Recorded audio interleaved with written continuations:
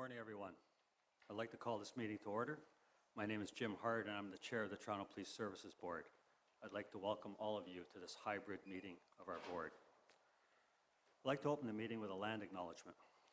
We acknowledge that the land we're on as we hold this meeting is the traditional territory of many nations, including Mississaugas of the Credit, the Anishinaabe, the Chippewa, the Haudenosaunee, and the Wendat peoples, and is now home to many diverse First Nations, Inuit, and Métis people.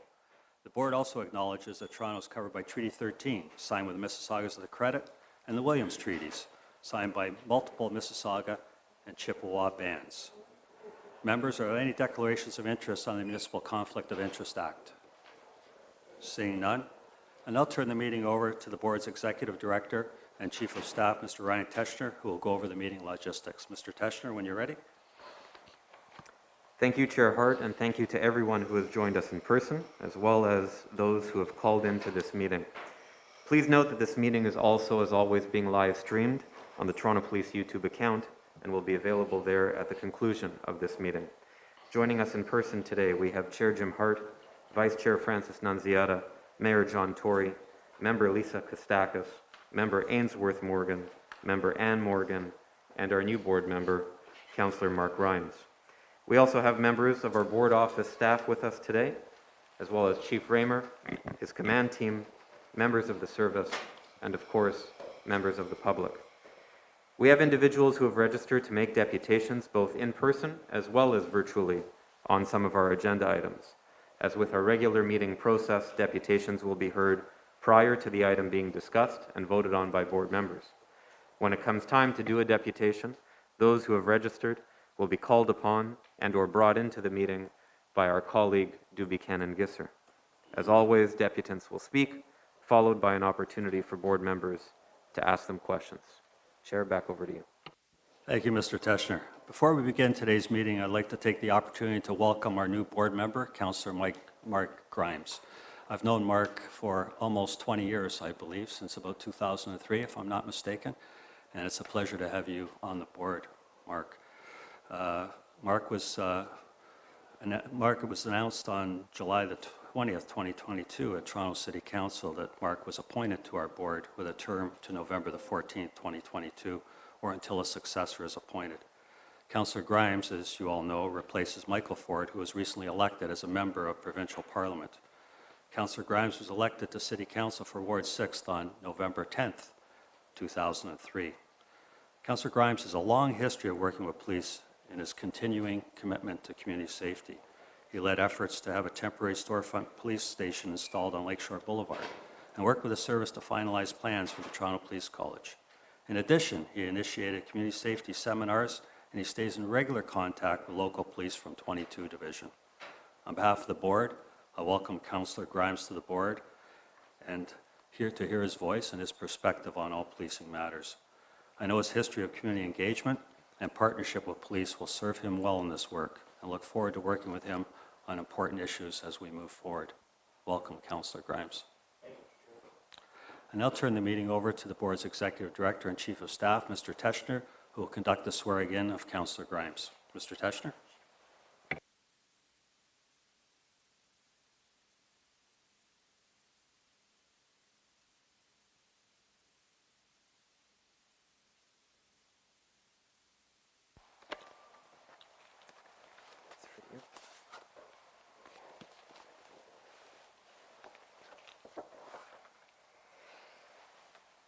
Councillor, if you can repeat after me. I solemnly swear that I will be loyal to Her Majesty the Queen and to Canada. I solemnly swear that I'll be loyal to Her Majesty the Queen and Canada. And that I will uphold the Constitution of Canada. And I will uphold the Constitution of Canada. And that I will do, to the best of my ability, discharge my duties. And I'll do, to the best of my abilities, to discharge my duties. As a member of the Toronto Police Services Board. As a member of the Toronto Police Services Board. Faithfully. Faithfully. Impartially. Impartially. And according to the Police Services Act. And according to the Police Services Act. Any other act and any regulation, rule, or bylaw. Any other act, any other regulation, rule, or bylaw. So help me God. So help me God. And your oath of secrecy. I solemnly swear that I will not disclose any information obtained by me. I solemnly swear I will not disclose any information obtained by me. In the course of my duties as a member of in the course of my duties a member of the Toronto Police Services Board, the Toronto Police Services Board, except as I may be authorized or required by law. except as may be authorized or required by law. So help me God. So help me God. I will sign and ask you to do the same. Welcome. Thank you very much. Thank you.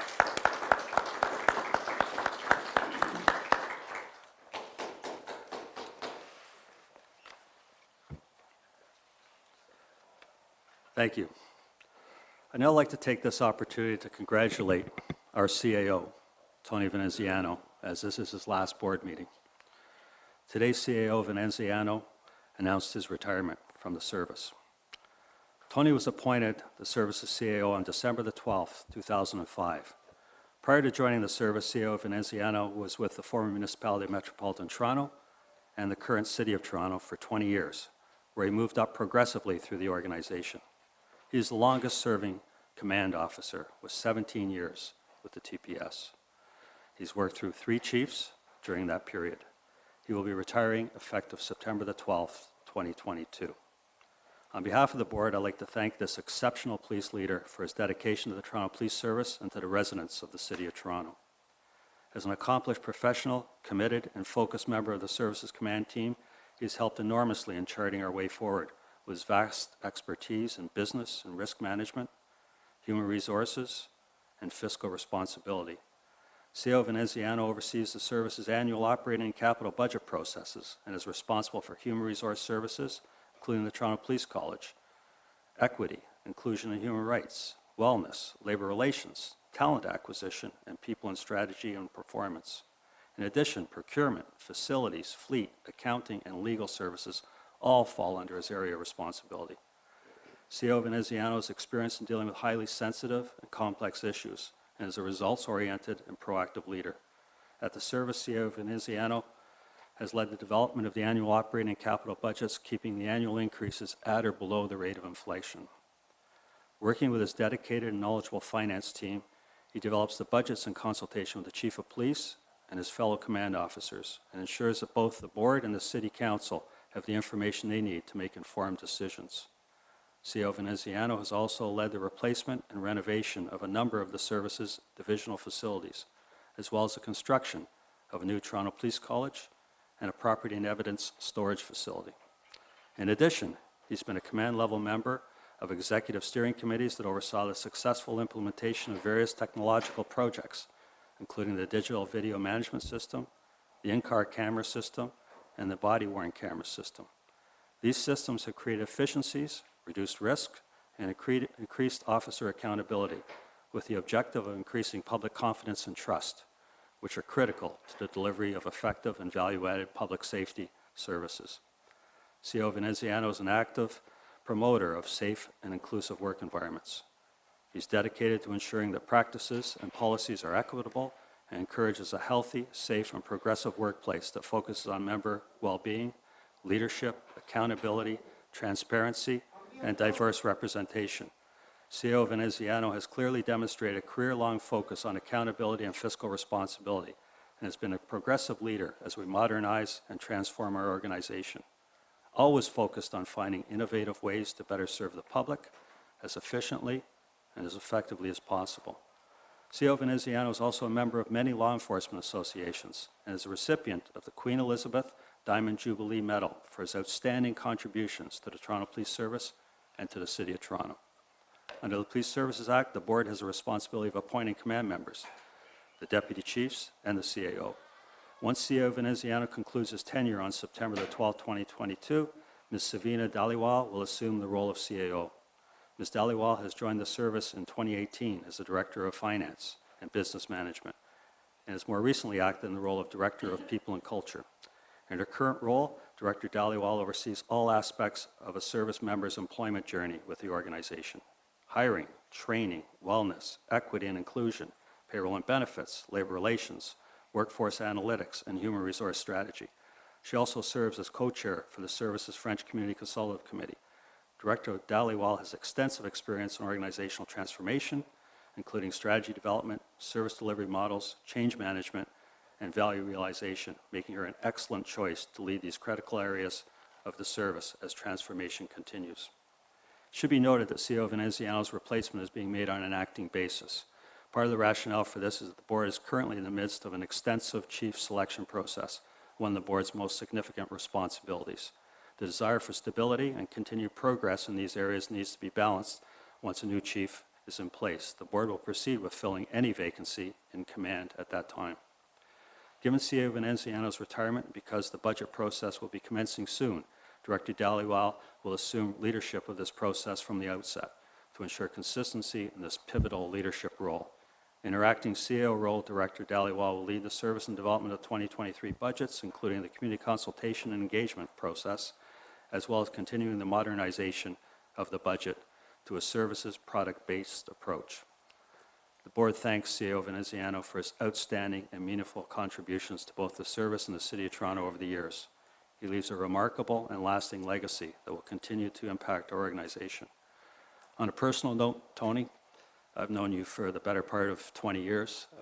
We worked on a lot of audits together and some interesting ones through my career. And I also was part of the management team in the CAO's office, city manager's office, and worked with you directly for a number of years there. I've always found you outstanding, honest, and a friendly face, and it was a real honor to come here and work with you again. Thank you, Tony.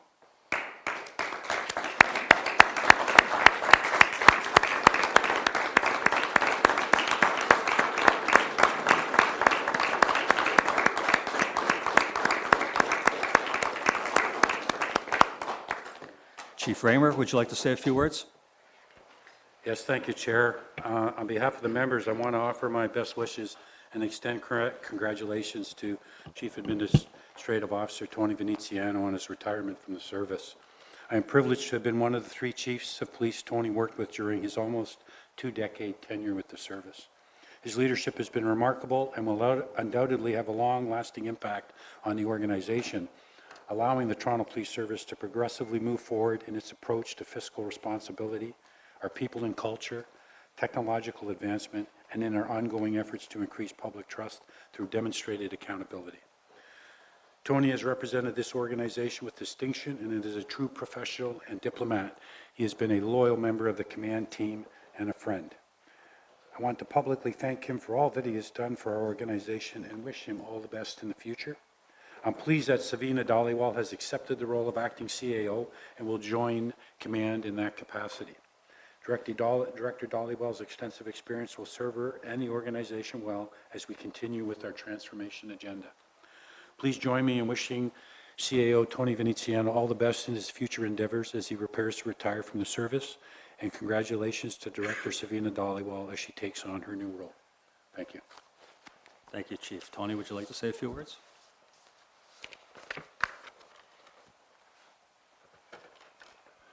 Very quickly and briefly.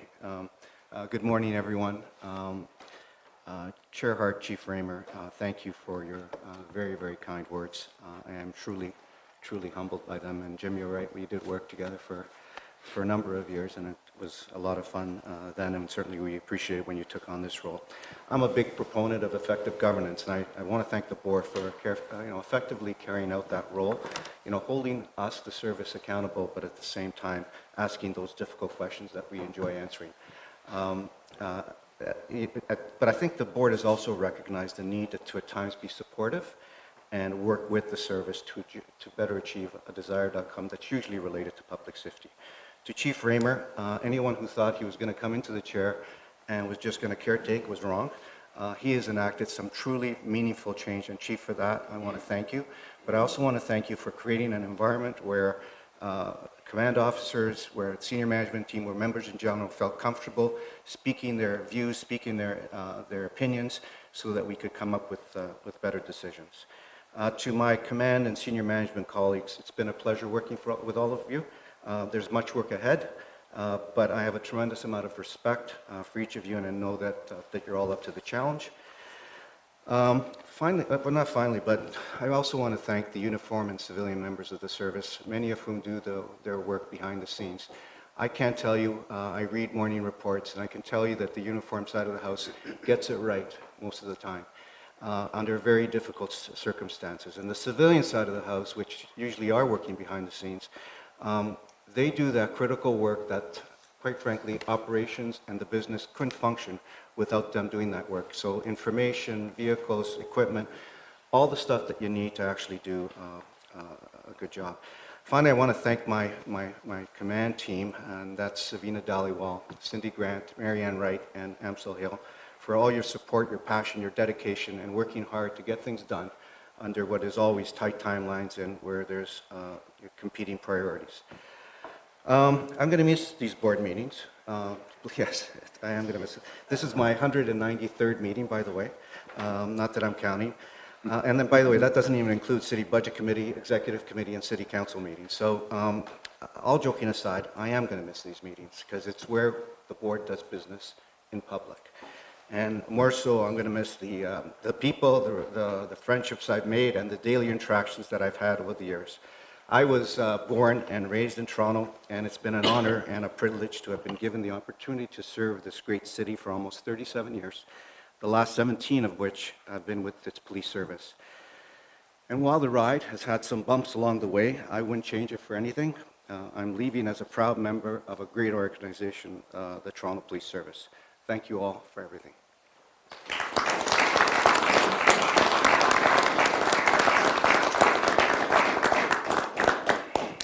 Mayor Tory, do you want to ask? Mr. Chair, I just felt as mayor, but also, of course, a member of the board, I should just add to your words. The first time I've had any reason to call into credibility, Tony Veneziano's credibility is just this morning when he said, first of all, that working with you on those files back in the day was a lot of fun.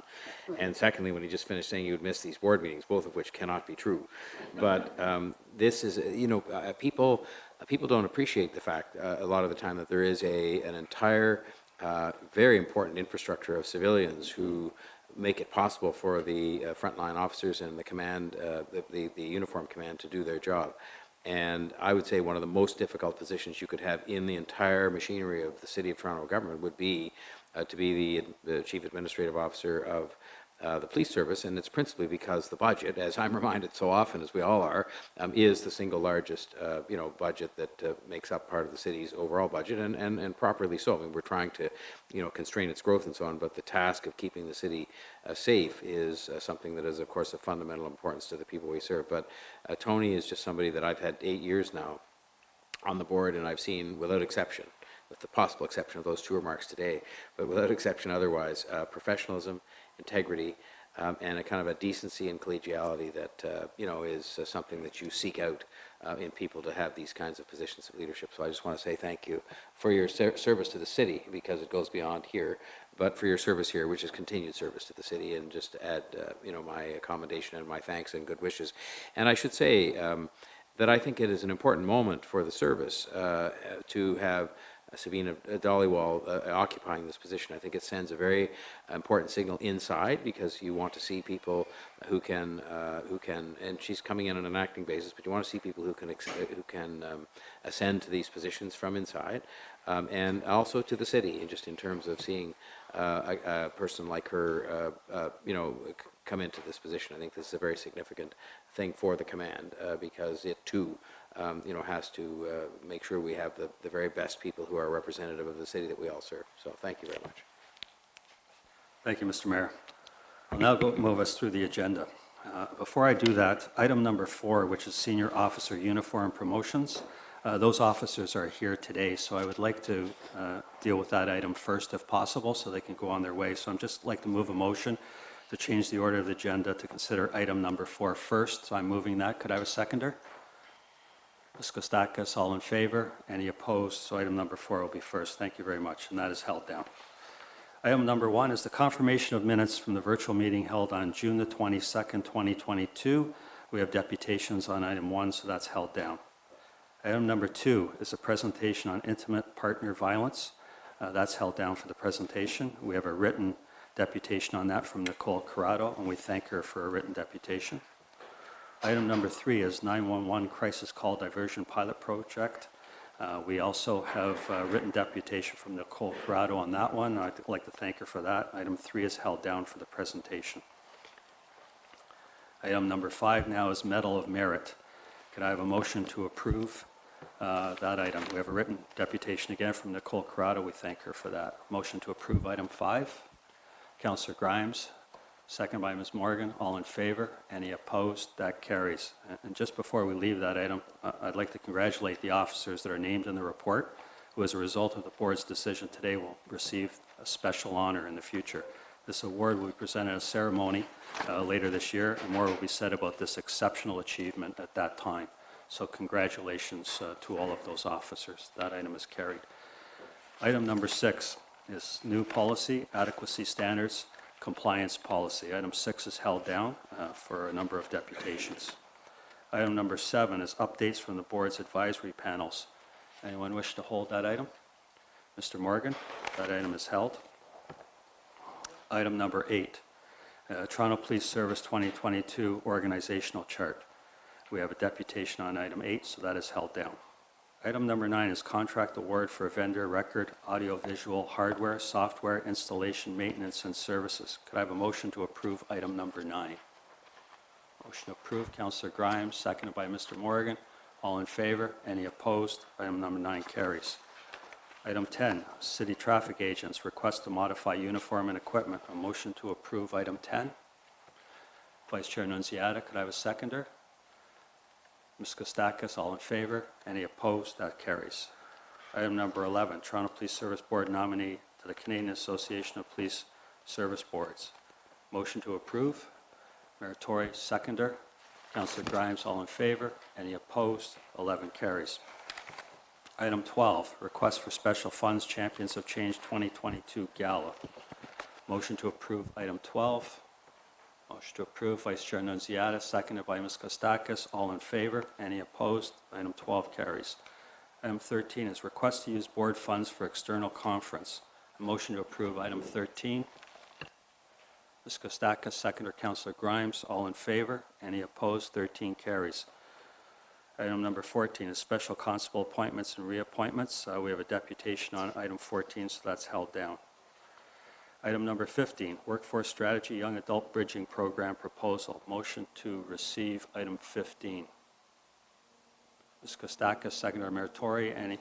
All in favor? Any opposed? That carries. Item 16, Toronto Police Service Board Special Fund Annual Specified Procedures Report for the year ended December 31st, 2021. Motion to receive item 16. Mr. Morgan, seconder. Ms. Kostakis, all in favor? Any opposed? 16 carries. Item number 17, the last item on the agenda, is a series of Chief Administrative Investigation reports, and that is held down for a deputation. So we will now go back to the top of the agenda, which with the change in order is item number 4, Senior Officer Uniform Promotions.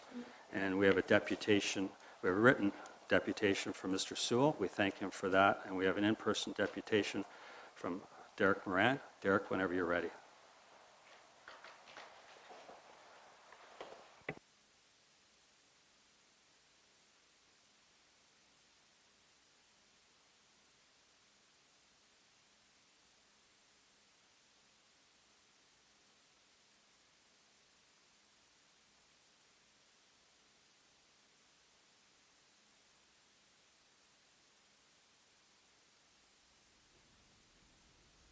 I just want to say by me speaking at this meeting, this shall not be deemed to be in any way my consent expressed or implied. In doing so is fraud. God bless Her Majesty the Queen, and long live Her Majesty the Queen.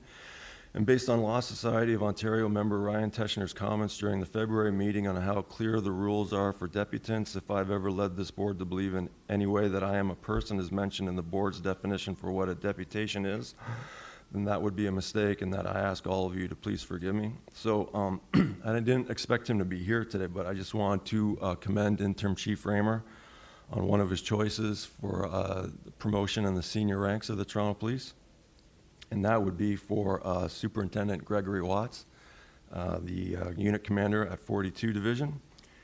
Something about Superintendent Watts, a lot of you don't know, is he was actually present at that City Hall, Council Chamber, Town Hall a number of years ago. If you can see the white sleeve police officer here, that was former Superintendent Frank Bergen. And the plainclothes here was then Inspector Shauna Coxon. And you can just make out his face here. That's Superintendent Gregory Watts here. When I asked the question of then Inspector Shauna Coxon, Scott Duncan says the Crown is the surety for the person we all have. Is that true? And she answered, if you're talking about the person who's charged, then the answer is yes. So I just want to bring this up because he is a superintendent of a unit commander 42 Division now. Just like to just simply ask him if the Agent Court Library ever calls the police on me again because I took too long reading the rules to see where it said I couldn't actually use the computer. And they call him up and say, oh, can you send a unit to deal with this guy, Derek? If you could just ask, is this guy, Derek, is his family name Moran? If so, then we don't have a unit actually to send to deal with this guy unless he's assaulting people. And, just have his officers that do show up show some discretion. And I just about fell out of my chair watching a video from the Auditor General last month, because in it, I had to double check. I had to go home and watch the video again. In it, speaking was a former 42 Division officer, Julie Evans, who I believe is no longer with the service. She wrote on Twitter, no income, benefits, EI paid into for years, zero support, turned in uniforms, equipment, and parking lots, and discarded like trash. Not a single commander or colleague did the right thing, nor had the courage to stand for truth. Because after these past 2 years, we need all the Toronto police officers we can get to uphold the rights, liberties, and freedoms of the public. And she was one of them. So I just simply ask, now I'm assuming he has some pull, like to decide who gets to work at 42 Division now. So I would simply ask Superintendent Watts now to strongly consider giving Julie Evans her job back. And that's all I had to say about that. Thank you, Derek. Board members, any questions of Derek? Seeing none, thank you for your deputation. Chief, I believe the senior officers are here. Are you going to bring them in? Yes, actually, we'll bring them in. We'll read out their names to identify them all.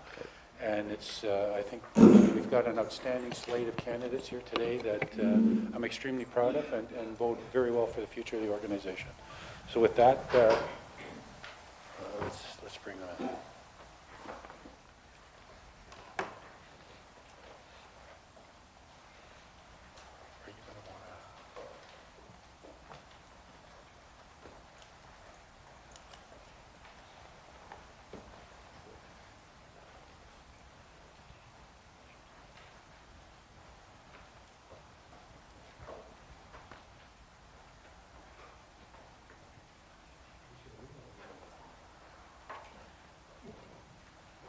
So I'll introduce them from left to right here. We have on the very end, sorry, it's hard to see with your hat on, Inspector Tyrone Hilton. We have Inspector Jacqueline Baus, Inspector Joe Matthews, Inspector Donovan Locke, Inspector Andy Eklund. We have Inspector Justin Vanderhayden. We have Acting Superintendent Shane Branton, Inspector Ish Musa, Inspector Kelly Skinner, Inspector Catherine Stevenson, Inspector Leanne Papazuski, Acting Superintendent Shannon Dawson, Inspector Manny Mann, Inspector Brett Nickel, Acting Superintendent Gregory Watts, and Inspector Andy Singh.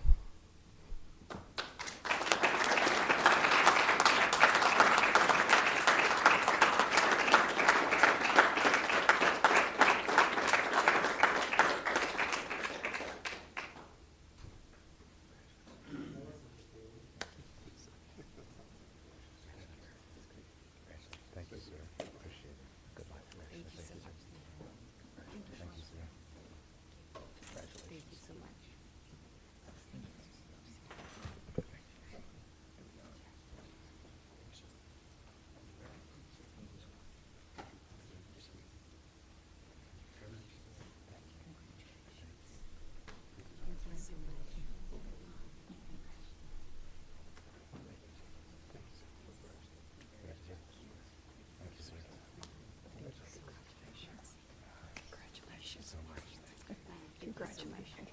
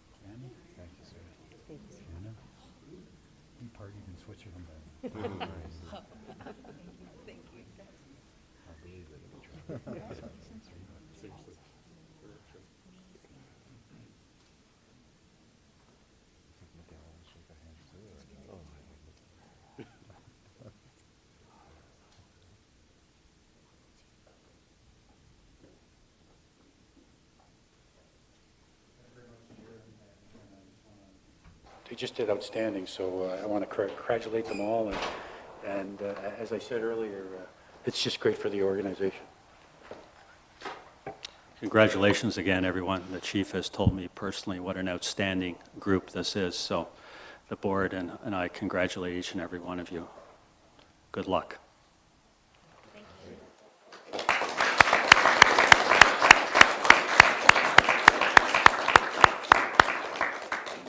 Board members, can I have a motion to approve item number 4, which is the senior officer uniform promotions? Councillor Grimes, seconded by Ms. Kostakis. All in favor? Any opposed? Item 4 carries. Now we'll move to item number 1, confirmation of minutes from the virtual meeting held on June the 22nd, 2022. And we have 2 deputations on the minutes. Doobie, I think the first one is virtual, if I'm not mistaken.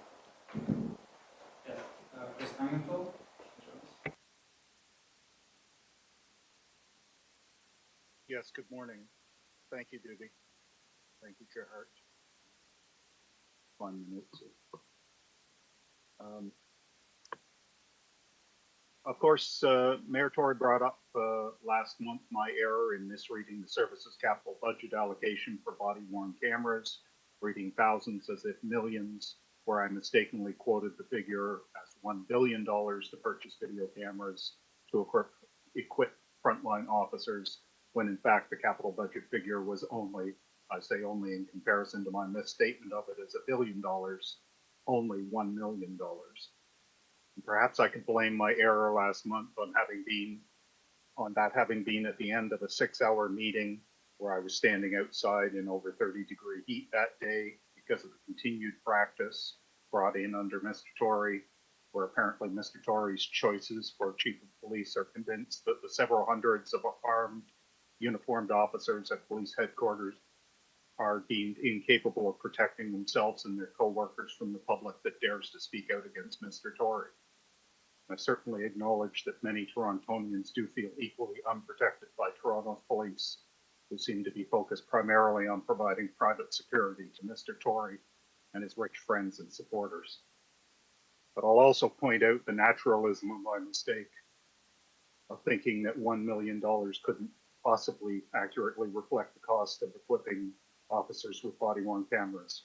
After all, it was back in, I think it was 2019, that Dion Renee publicly disclosed, and Mayor Tory, you certainly didn't deny, that you had been holding private meetings at City Hall with representatives of America's Axon Corporation, formerly Taser Corporation, the makers of the CEWs and the body-worn cameras that Toronto police have given many millions of Toronto taxpayer dollars for. And it was, I think, only a year or so after that this board approved giving Axon $5 million of Toronto taxpayer money each and every year, presumably much more now with inflation. $5 million of our money given by Mayor Tory to this American corporation in order to actually make use of the hardware that I mistakenly overstated the mere $1 million cost of. But despite Mr. Tory's gleeful exuberance in highlighting my error, he, of course, as he invariably does, ignored the point that I actually raised in relation to the body-worn cameras. And that question, of course, was regarding Interim Chief Raymer's continued refusal to correct what's the proper phrasing that won't trigger Jim Hart to hang up on me again? Alternative facts. Interim Chief Raymer's alternative facts about the police response to truckers back in February, seeking to exercise their charter right to protest against years of government malfeasance. So I guess I'll need to continue to try again to get a straight answer out of the interim chief. Chief Raymer, are you finally willing to correct the alternative facts that you placed on the official records of these police board meetings back in February, March, and April of this year? Are you finally prepared to either point to where there exists the pictures that you previously stated were, quote, on the internet? Or will you finally release the body-worn camera footage that supports your wholly unbelievable claims that officers had to retreat to avoid being run down in the streets by truckers on Avenue Road just north of Bloor Street back in February 2022? A claim you previously made in your reports to this board back in March and April. We've now established that these body-worn cameras cost us $1 million to purchase, and thanks to the secret backroom deals negotiated by Mayor Tory, now cost us at least $5 million a year to operate. So how about showing us that that investment wasn't a total waste of taxpayer money?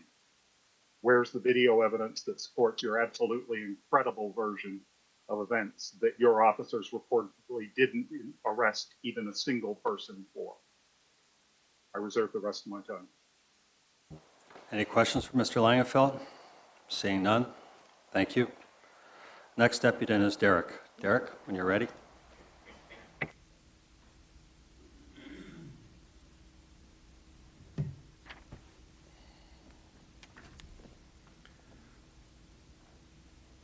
So in this agenda, it says, this is an extract from the minutes of the public meeting of the Toronto Police Services Board that was held on June 22nd, 2022.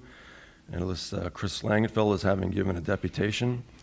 Notice of mistake, as I believe the Board Administrator Law Society member Diana, I don't actually know how to pronounce her last name, has made a mistake in not mentioning in the minutes that Toronto candidate for Mayor Chris Langenfeld did an excellent job of explaining in detail how the Toronto Police Services Board held an illegal meeting last month, as Section 27.11 of the Police Services Act says, if the position of a member who is appointed by a municipal council or holds office by virtue of being the head of a municipal council becomes vacant, the board shall notify the council, which shall forthwith appoint a replacement. And this is in regards to Michael Ford.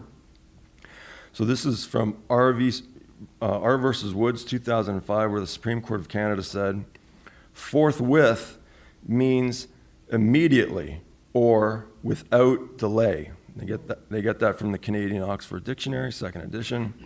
It is for these reasons that we are prohibited on constitutional grounds from expanding the meaning of forthwith in Section 254.2 of some act to cover the delays that occurred in this case.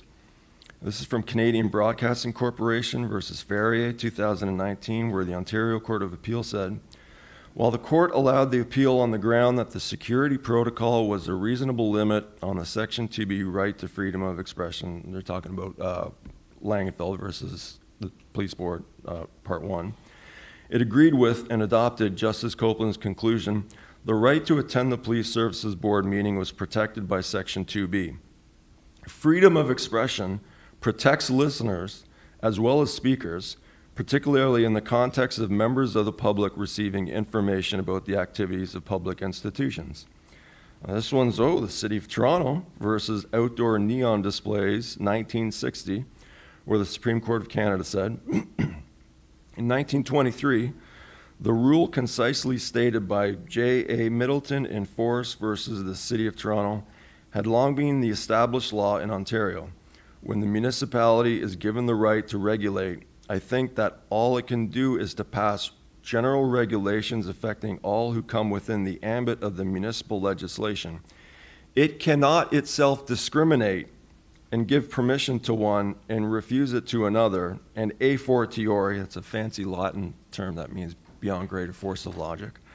It cannot give municipal officers the right, which it does not possess, to exercise the discretion and ascertain whether, as a matter of policy, permission should be granted in one case and refused in another. Just as an example, Miguel told me last month that nobody stopped him from coming upstairs and that he needed to be escorted. But it's okay. I actually spoke to Special Constable Papik today, said hi to me. He knows my first name now and asked me how I'm doing. So, once you get to know somebody, it's not so bad after all. So I didn't know what item to put this under. But this agenda says next meeting, Tuesday, September 13th, 2022. Hybrid board meeting at police headquarters, 40 College Street, or virtually via WebEx. And I'm thinking, whoa, wait a second. So you guys are kind of preparing us, in September, you're going back to virtual meetings, when I could have swore a few months ago in my written presentation, I included a article in one of those scientific literature websites, NCBI, NIH.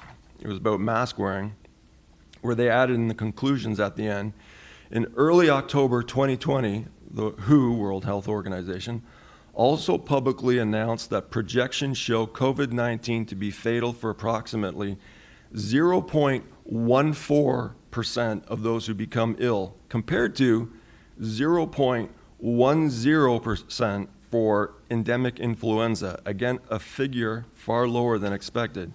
And again, unlike Dr. Davila, they actually cited the source and provided the link if anyone wanted to look it up. So I'm kind of at a loss as to why, you know, where we are right now with COVID is almost the same as endemic influenza. And it's coming from the World Health Organization, who said this all the way back in October 2020. Like, not only should we have gone back to these meetings a long time ago, but like, we're past that. COVID-19, Alpha, Delta, Omicron, BA5, they've gotten less severe each time as we've moved along. So let's just keep these meetings going here. Thank you. Thank you, Derek. Any questions of Derek? Seeing none. And just for clarification for you, Derek, the reference to virtual at the next meeting is for deputants if they wish to dial in virtually. So that's why we put that in there. So just so you know, that it has no intention of going back to virtual unless things dramatically change. Thanks, Derek. We've noted it.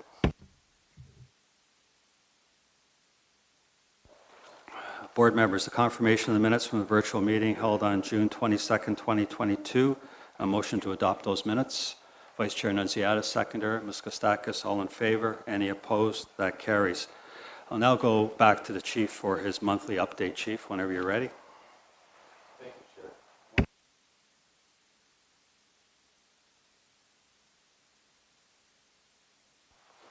The goal is simple: to offer another way to connect with our communities and to build trust by showing residents of Toronto a side of our members they do not usually see.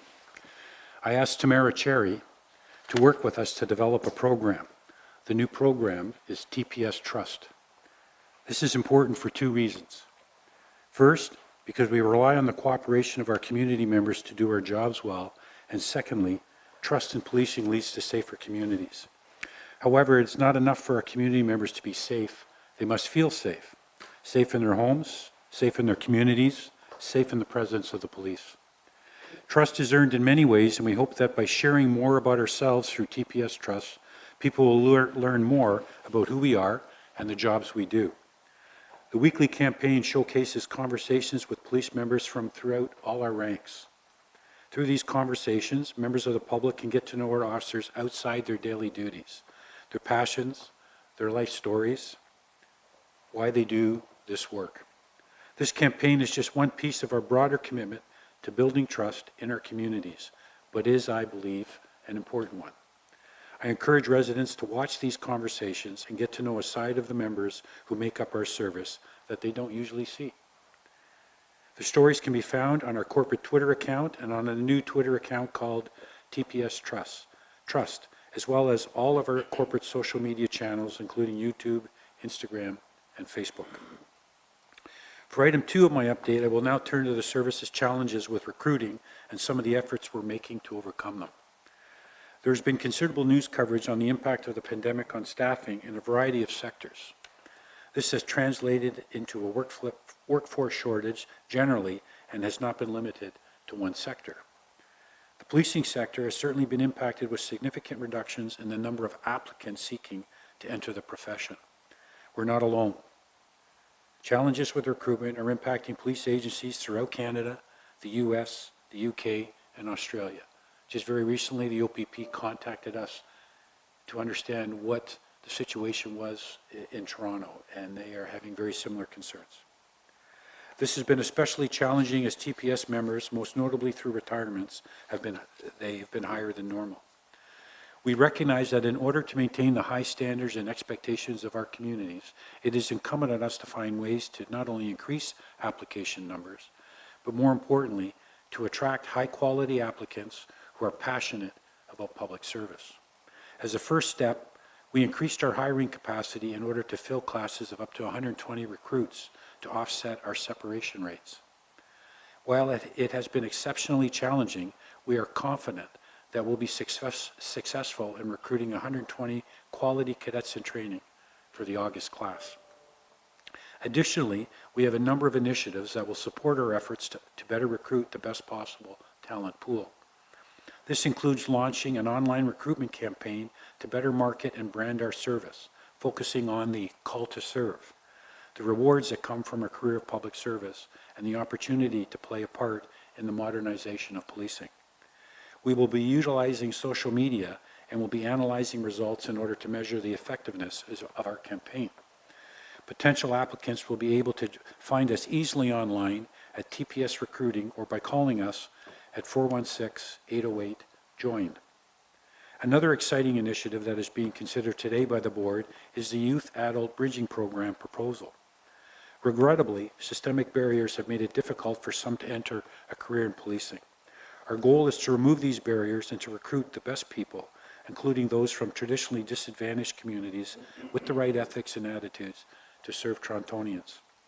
With that in mind, we want to create opportunities for young people graduating from high school to start their careers with us.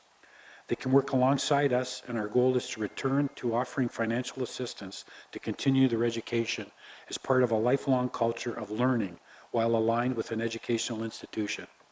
This is something we need to extend to all our members, I believe. We recognize the importance of having an educated police service, but we also recognize the benefits of embedding education into one's career path in policing. The new members hired out of high school will become special constables. With this program, we want to connect recruiters with high-caliber, diverse candidates who wish to serve the community while engaging in post-secondary education. We want this bridging program to not only produce a consistent stream of quality police constables, but to feed many roles across the service. Policing is a challenging and rewarding calling. It allows you to have an immediate impact on the well-being of individuals and to contribute to the overall safety of communities. It also provides opportunities for professional and personal growth. This is the message we wish to embed in this initiative, and it's one that we have to communicate more effectively to ensure we are an employer of choice. In the coming weeks and months, you'll notice our efforts to increase our profile and to enhance our recruitment efforts. I look forward to publicly sharing the results of these efforts at a future board meeting. Thank you. Thank you, Chief. Any questions of the Chief, board members? Could I have a motion to receive the Chief's update, please? Ms. Kostaka, second by Councillor Grimes. All in favor? Any opposed? That's carried. Now we're on to item number 2, which is intimate partner violence presentation. Chief, when you're ready. Yes, Deputy Demke will just introduce Detective Leanne West to do the presentation. Thank you. Give some Deputy. background. Good morning, Chair, Board. Let me start by saying thank you for the opportunity to address this incredibly important topic here at the board meeting. Intimate partner violence has been identified as a major global public health concern as it affects millions of people and can result in immediate and long-lasting health, social, and economic consequences. Intimate partner violence impacts people of all genders, ages, social, economic, racial, educational, ethnic, religious, and cultural backgrounds, and of course, has a very serious impact on children who are exposed to intimate partner violence. Police data has shown that women experience intimate partner violence at the highest level. In Canada, in 2019, of the over 100,000 people aged 15 and over who experienced intimate partner violence, 79% were women. Between 2014 and 2019, there were 497 victims of intimate partner homicide. And similar to intimate partner violence in general, 80% or 400 victims were women. The service is committed to reducing these incidents of violence. We are driving efforts towards education in a prompt, collective, victim-focused response with our community partners. Along with aligning the necessary supports, we're also committed with ensuring that offenders are brought to justice. And with that, I'll take the opportunity to introduce Detective Leon West, our Intimate Partner Violence Coordinator from our Sex Crimes Unit, on hand to present today on this topic. Thank you so much. Thank you, Deputy. Good morning, everybody. I'm here to talk a little bit about intimate partner violence, our partnerships and services that we provide. First, I would just like to address our language change. We have changed recently from domestic violence to intimate partner violence.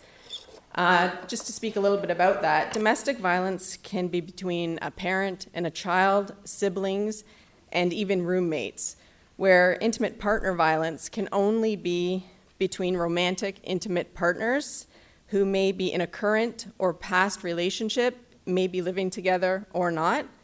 It does not require sexual intimacy. And with that, there's obviously different levels of risk management involved, mandatory enforcements, as well as unique resources, which I'm going to speak a little bit more about today.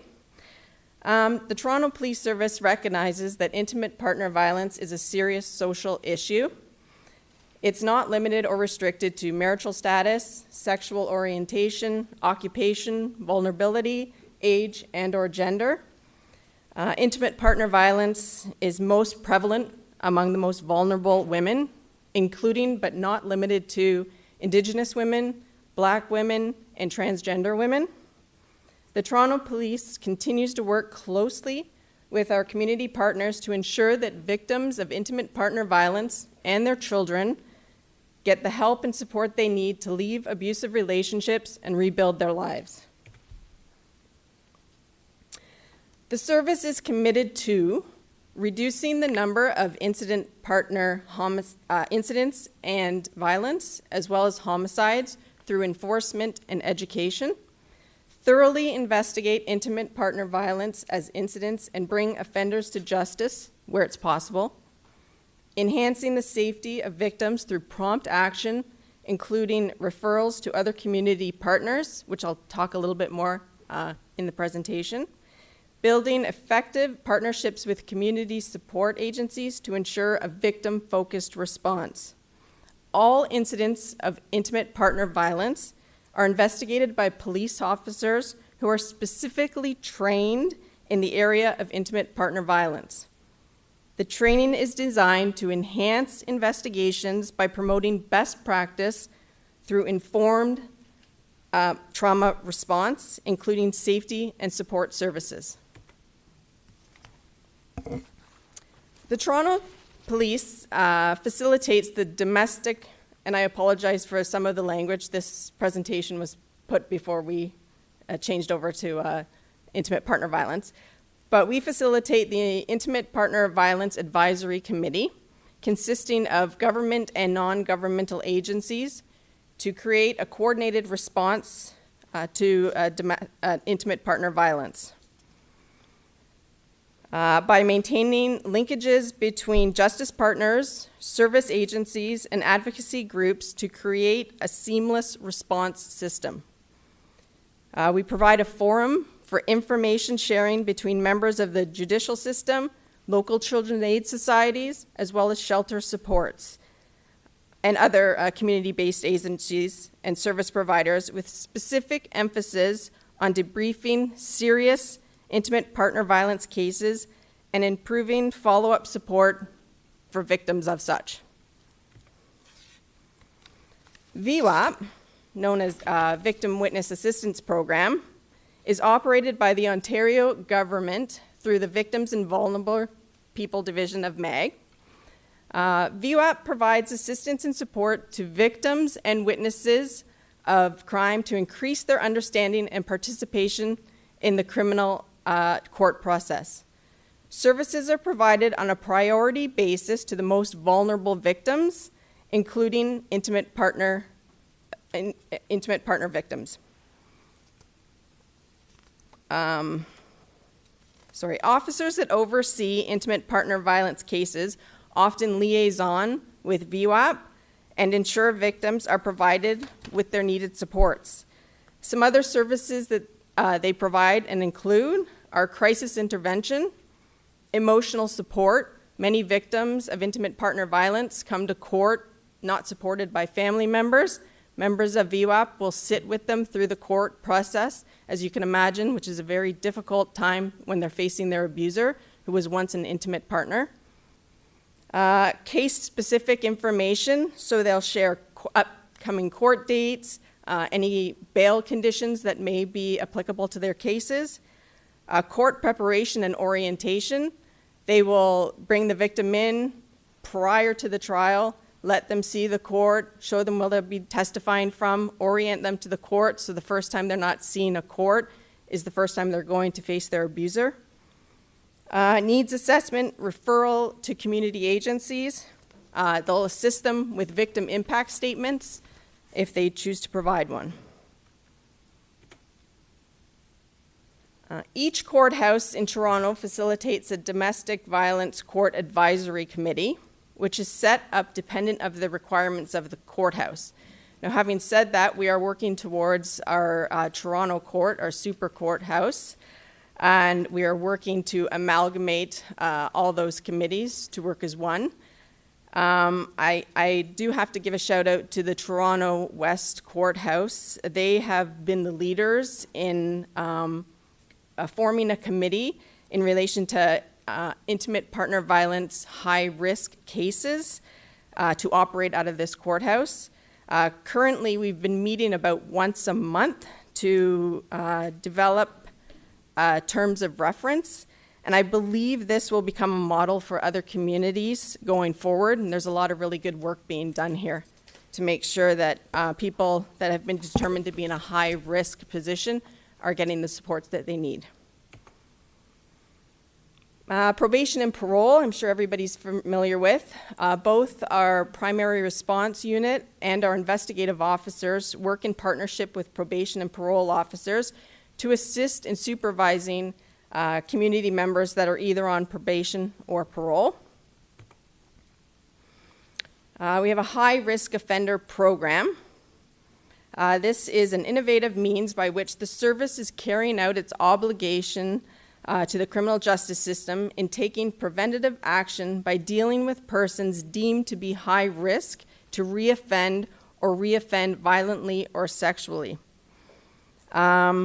Just to tell you a little bit about this program, the program addresses problems that can occur with an individual who has served their full sentence and is released to the community without supervision, understanding that they pose a potential risk to the community. The offenders themselves are willing participants in this program, and the appropriate conditions are agreed upon that balance the needs of the community with the needs of the high-risk individual. This program functions with the active participation of many community members, including the Mennonite Central Committee, Correctional Service Canada, and police agencies throughout Canada. Just to quote our high-risk section unit, they told me they work very closely with the Mennonite Central Committee. They said that these people deserve a special place in heaven. They do incredible work, circles of support for the offenders with sexual history. They support offenders during their incarceration and as they return out to the community. Partner Assault Response Program, known as PARS, is a program component of the Ontario Domestic Violence Court program and are a specialized group of educational and counseling services offered to the community based on people who have assaulted their partners. It's a 12-session program which gives offenders the opportunity to examine their beliefs and attitudes towards intimate partner violence and learn non-abusive ways to resolve conflict. The PARS program aimed to enhance victim safety and offenders' accountability for their behaviors. I've listed here a number of support partner agencies that we work with. I'm sure many of you are familiar with the majority of them, but I thought I would highlight a few. Victim Services Toronto provide immediate crisis response, provide high-risk support services, promote the safety of individuals and their families who are deemed high risk of experienced violence from their intimate partner. They also are the home of our emotional support dog, Dandy, which we use on a continual basis and has turned out to be a phenomenal support for victims, especially in court when having to testify and face their abuser. Violence against women shelters. I've been working very closely with them recently to develop a protocol between the shelters and the police to make it a seamless interaction when we require their services and when they require ours. Interval House is a home for abused women and children. They have 12 bedrooms. They have family suites and single rooms. They can accommodate up to 12 women and 18 children at any time. Sistering is a multi-service agency for risk, socially isolated women, trans people in Toronto who are homeless or precariously housed. Their services include drop-in programs, harm reduction, employment and income support, and advocacy programs. Listed here, and all of these partners and agencies sit on our Intimate Partner Advisory Committee, so we have a close working network with all of these services.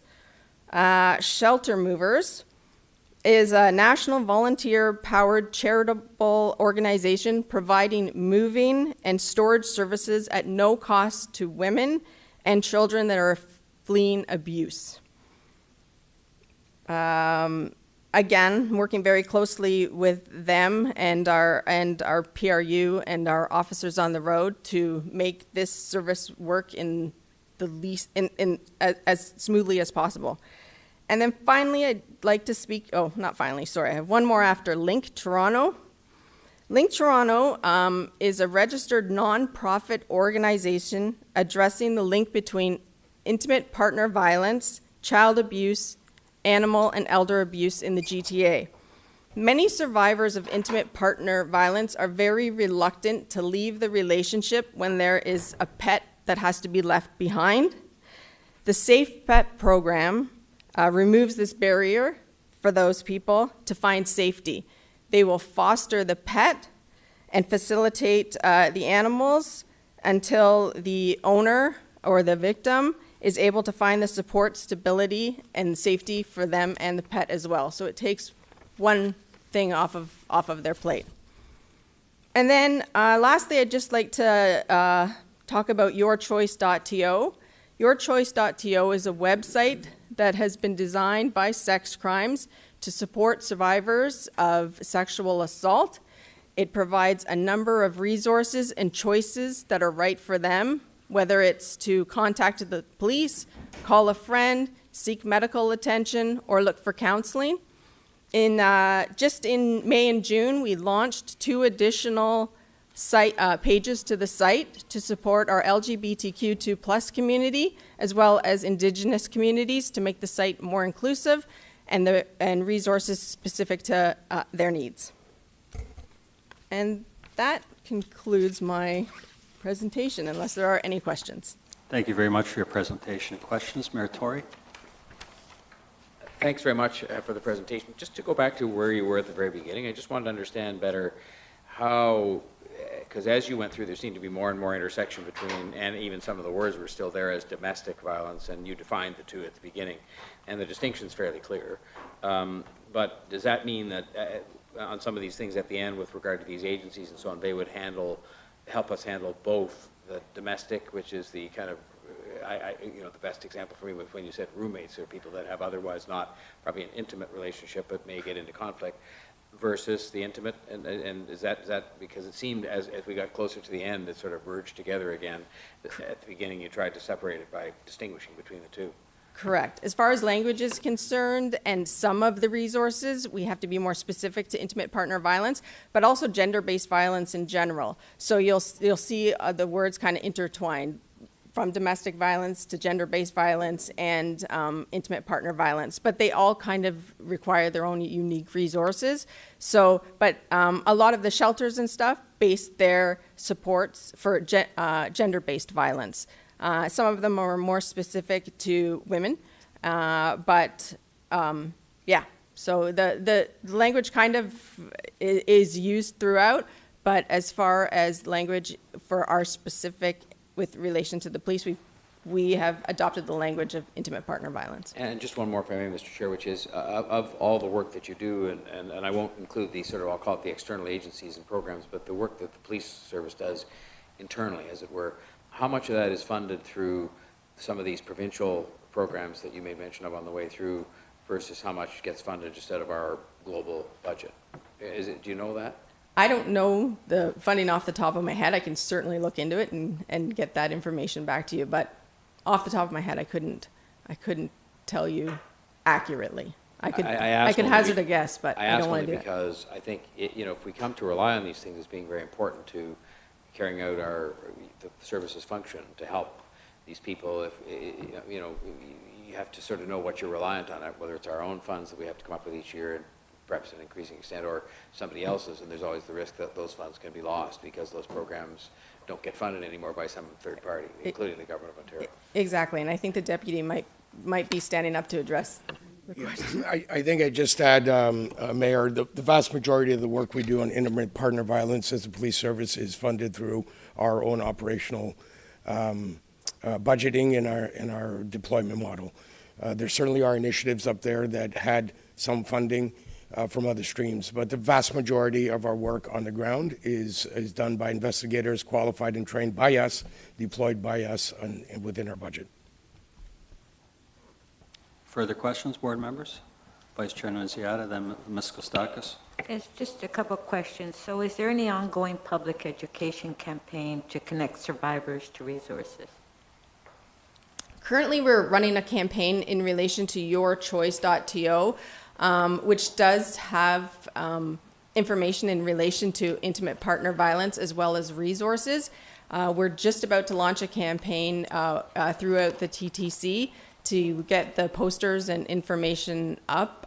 That's the campaign that I'm working on specifically right now. I can tell you the divisions themselves run campaigns individually, but as far as the campaign that I'm involved in right now, it's in relation to the yourchoice.to campaign. Okay, so just another question. So like years ago, women, when they were in an abusive situation, they would be afraid to leave. For a number of reasons, intimidated, financially, and so they won't report. They never reported these incidents that were happening. So what are the stats? Are there more people coming forward, when they're in an abusive situation and bringing forward their complaint?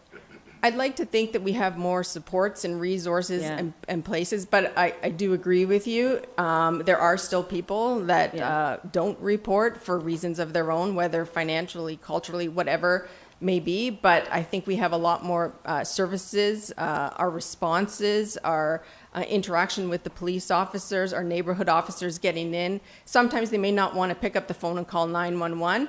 But if they can establish and rapport a relationship with an individual officer, that may make them feel comfortable and get them. A lot of people are hesitant to call 911. And sometimes they almost, they don't think their situation is bad enough to warrant a 911 call, but they may feel comfortable to speak to an officer in the divisions. Yeah, sometimes they're afraid to even speak to their friends, their family, and they keep this. Of course. And then it explodes. Well, thank you for that. Yeah. Ms. Kostakis. Morning. Morning. So I have two questions. With the high-risk individuals that you discussed, are there any plans in moving forward, I guess, to provide additional resources aside from some of the that were mentioned, like 12 weeks and so on? As we know, both victims and victimizers. It's lifelong. There's a lot more dynamics involved in that, and it's a lifestyle, really, and the way that they're using their coping mechanisms in dealing with situations, and therefore abusing as well. So are there any plans in moving forward to work, sort of open up the scope and the partnerships in providing a lot more additional resources, different opportunities, volunteering, otherwise, life skill development that might be incorporated that not just you would be doing, obviously, but working with other partners is my first question. Right. I think the best way to address that question would be the working with the Toronto courts in the intimate violence high risk committees that we've been sitting on, and recently we've had some recommendations come to us from other jurisdictions as a result of inquests. So a lot more work is being done in that area, as well as for the offender as well. We find that we have, and rightfully so, a victim-focused response. But as you just mentioned, that if we're not having some resources for the offender, this is just going to continue to happen. So I think that's been acknowledged, and I think, yeah, we're moving forward in that direction. And a sort of second tier to that is, are there plans to be working closer, I guess, with different levels of governments, other municipal funding, when funding comes into play too, but just the partnerships of already existing organizations, because this is a systemic issue. I've worked with abused women in the past as well, and families within domestic and otherwise. And so I guess to answer some of your questions, it still saddens me working with youth in our communities as well, that there's so many young people, males, females, others who identify as LGBTQ as well, and every other nationality, how it's voodoo as well. It's like a voodoo to claim that you've been abused. And it still does exist, unfortunately, and still the stats of, being, I guess, in the hospital 35 times before you report anything at times. Sometimes, unfortunately, that still exists out there. And I was wondering if there's anything that we can do systemically in partnership with other governments, et cetera, especially for shelters.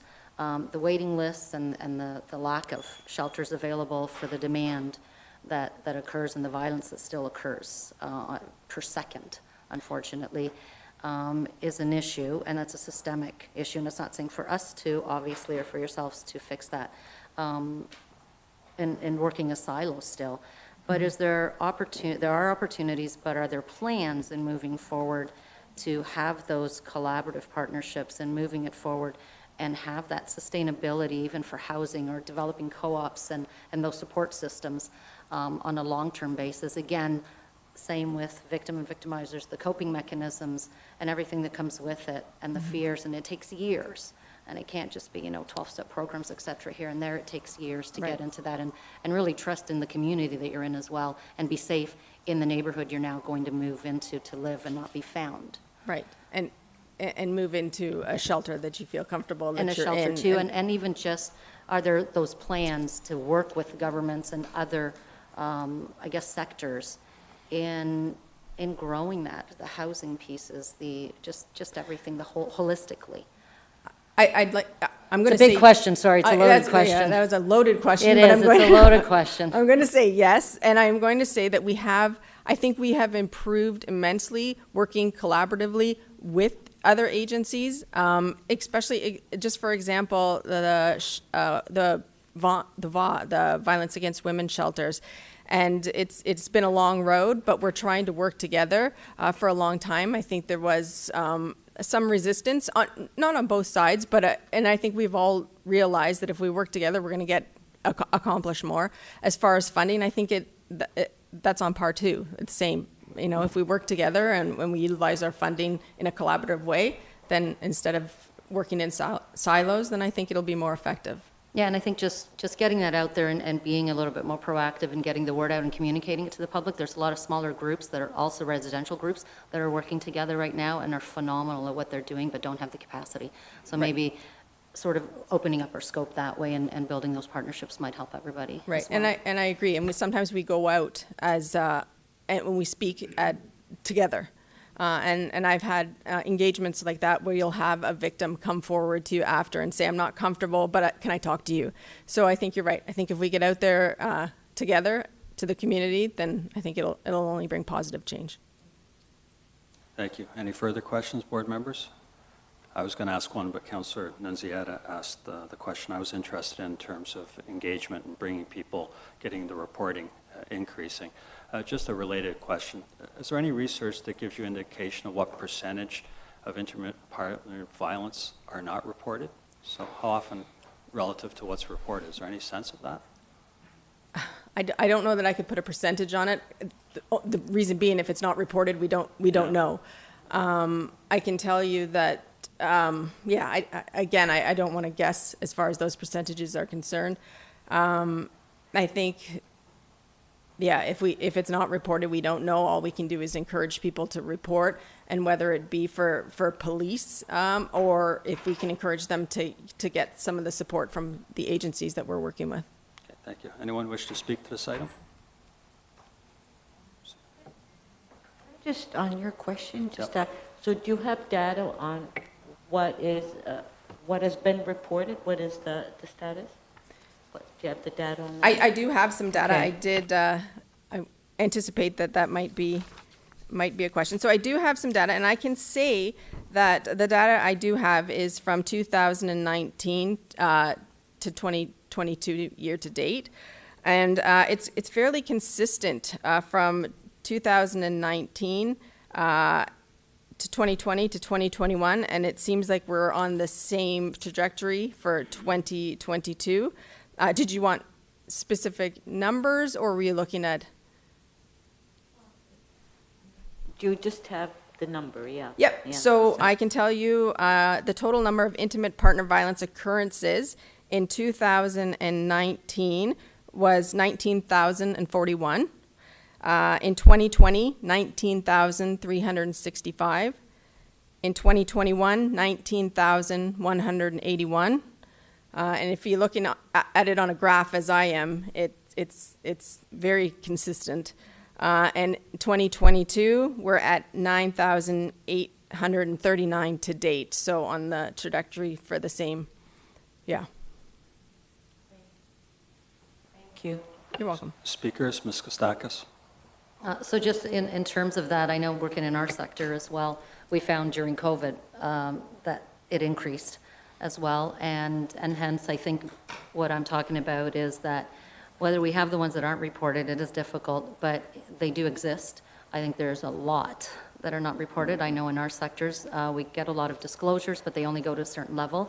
So many disclosures, and hence, I guess why I talked about working with other agencies, but also smaller groups, because that information is out there, it's not collected, and information that you have is only what you receive, as opposed to other sectors or other agencies and other groups that receive information or disclosures that could be shared, statistically anyway, and still keeping with the confidentiality of the individuals. But they're high. I would anticipate very high numbers that are not reported, and the fact that they still continue within schools as well. We do hear from some of the schools and some of the youth and children. It's just getting younger.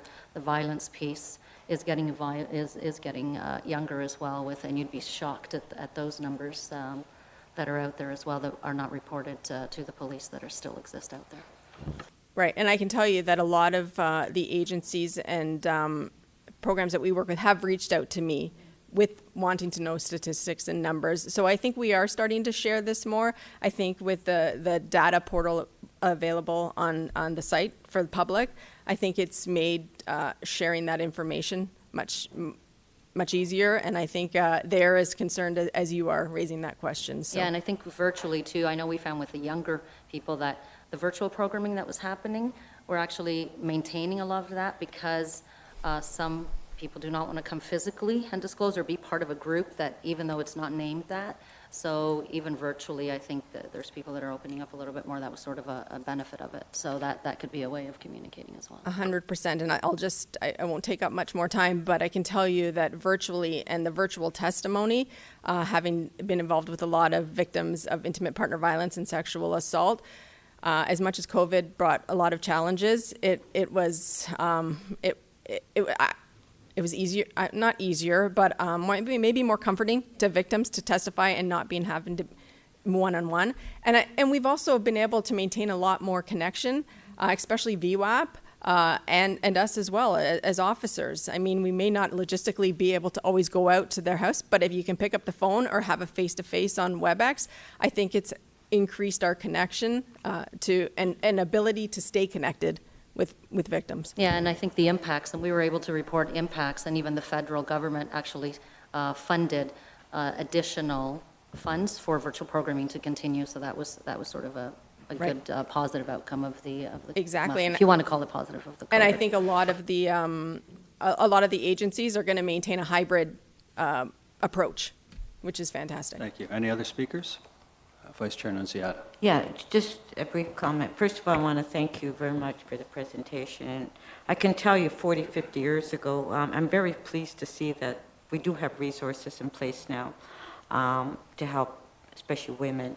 And because I do know for a fact 40, 50 years ago it was very difficult for women to come forward when they were in an abusive marriage situation. They felt intimidated. They were afraid, you know, and I can tell you from personal experience on that.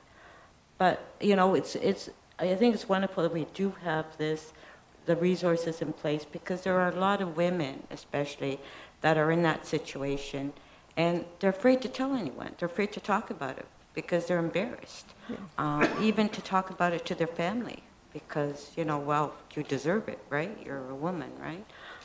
That's what you get. But I just want to thank you for the presentation. My pleasure. Thank you. Thank you, Vice Chair. Any further speakers? Could I have a motion to receive the presentation, please? Ms. Kostakis, seconded by Mayor Tory. All in favor? Any opposed? That's carried. Thank you so much for the critical work you do. The board appreciates it. The next presentation, item number 3, is the 911 Crisis Call Diversion Pilot Program.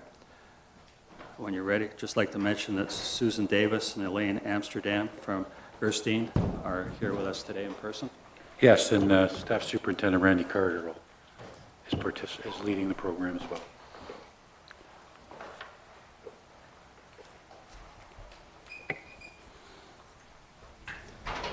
Good morning, board members, Chief in Command. I'm joined here today, as you just heard, by our partners in this work, Ms. Susan Davis, the Executive Director of the Gerstein Crisis Center, and her partner, Ms. Elaine Amsterdam, Director of Municipal and Community Partnerships. Thank you both very much for joining us this morning.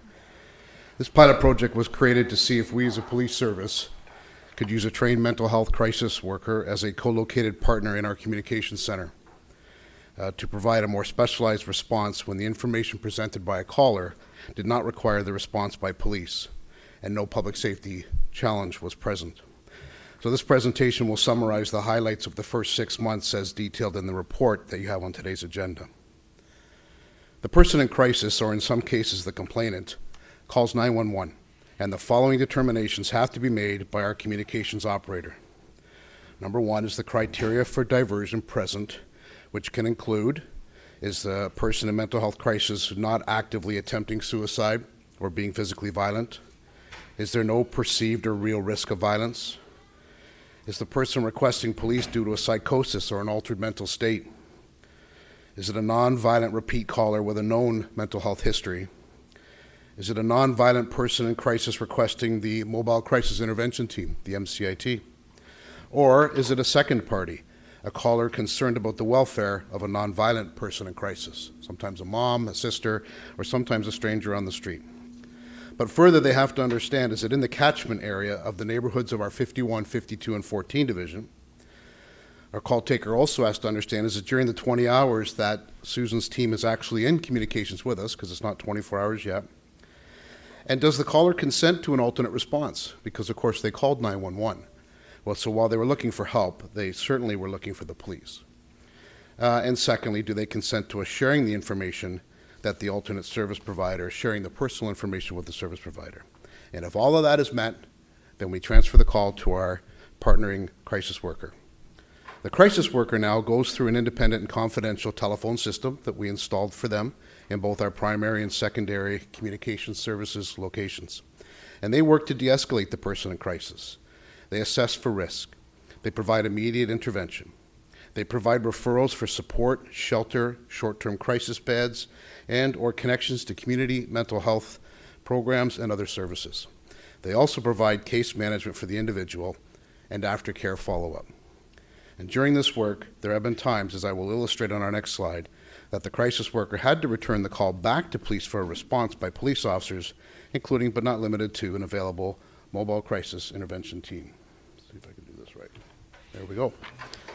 So our pilot project to divert police attendance to crisis events where no public safety interest is present fully commenced for us on October the 4th, 2021. The data on this page relates to the first 6 months of this pilot, in the pilot divisions only, during the 20 hours a day that we had a crisis worker partner co-located with us. This work has been and continues to be a change management exercise for all of us, but especially for our communications operators, to recognize the calls for service that can be diverted and to trust a process that can deliver service other than responding police officers. And over the first 6 months of the pilot, our communications services received just over 5,000 calls for service that would become police events to respond to persons who were in crisis or persons who were threatening suicide in our 3 pilot divisions during the 20 hours that a crisis worker was present. Our call takers, after receiving consent from the caller, transferred 211 events over those 6 months to our co-located crisis worker. 94 of these events, however, still could not be diverted from police for reasons I'll break down for us in a minute. But you'll also see on this slide 61 police events that were co-responded. These events were responded to by police because they did not meet the criteria for diversion. But our co-located crisis workers, being aware of the event, asked if they could help. And they did help by making contact with either the complainant or the actual person in crisis, and they provided support while the police were responding. This support included, but was not limited to, what to expect when the police arrived, or how to be ready for that meeting. They also were able to relay what they could to responding police officers to prepare them for meeting the person in crisis or the complainant. And again, our partners would not walk away, because for 35 of those 61 events, they were still able to provide follow-up support from either one or both of Gerstein's mobile response teams or substance use crisis teams. So, unfortunately, 94 of the 211 that we tried to divert didn't work. Why? Because for 34 of them, during the engagement with the caller, our co-located crisis workers sometimes learned that this event needed a police response. So it was no longer in scope. So they learned more than the original call taker did. Why? Perhaps there was a criminal act that had been disclosed, because maybe a caller was in acute crisis and over-the-phone service delivery was feeling ineffective, or crisis workers were unable to establish a safety plan for the caller. 25 of the times, the caller, after speaking with the crisis worker, changed their mind and now wanted police to attend. And for 35 of those 94, the caller disconnected in the transition to our co-located crisis worker and could not be reconnected. And so, because they could not be reconnected, we could not divert it, and sometimes that caller came back through 911 again, and we re-engaged the process. But know that of the 94 that were returned to police, 22 of them still allowed for our co-located crisis worker to provide support to police through actions like crisis management direction, the identification of an available crisis bed, and or follow-up from one of either the Gerstein's mobile response team or the substance use crisis team. Now, as I previously described, this has been a change management journey for everyone involved. Our call takers try to process your needs when you call 911 as accurately as they can, aligned with new diversion governance and process, compounded by the tensions and anxiety that are present when a person is in crisis. And we've all had a common discussion at this board. The phone rings over 5,000 times every 24 hours in our communications center. And so we had just over 5,000 calls that were about a person in crisis or threatened suicide over 3 divisions over 6 months. There's a lot happening there, as we all know. Our co-located crisis workers are also new to the working environment of a busy emergency communications center and the expectations of the police and the laws governing our work. So this graphic identifies how this combined work is actually building the confidence of everyone involved so that we can get a higher number of events diverted. You'll see here in the first 3 months, a little more than 6 out of 10 we tried, but we couldn't do that. But in the second half, it's down to almost 4 out of 10. Everyone's working very hard to be successful at call diversion, and I can tell you that as I stand before you now, 9 months into this work, We are still getting better every day. This slide breaks down the 117 events that we did successfully divert from police attendance during our first 6 months. And I'll tell you that we work with our partners to report on these metrics. It's not all us. The neighborhoods in our 51 division catchment area have had the majority of these 117. We believe this to be premised on many factors, including but not limited to a greater demand for us in mental health response, a little bit more of a transient population in our number 51 division, that's the eastern side of downtown. There are more shelters there, which include men's hostels, and this is also where our friends at Gerstein reside for the most part and have been providing services for decades. You can see also some repeat work here. 13 individuals account for almost half of the diverted events from police. Now, notwithstanding these are repeat callers, our officers frequently attend to the same individuals in crisis.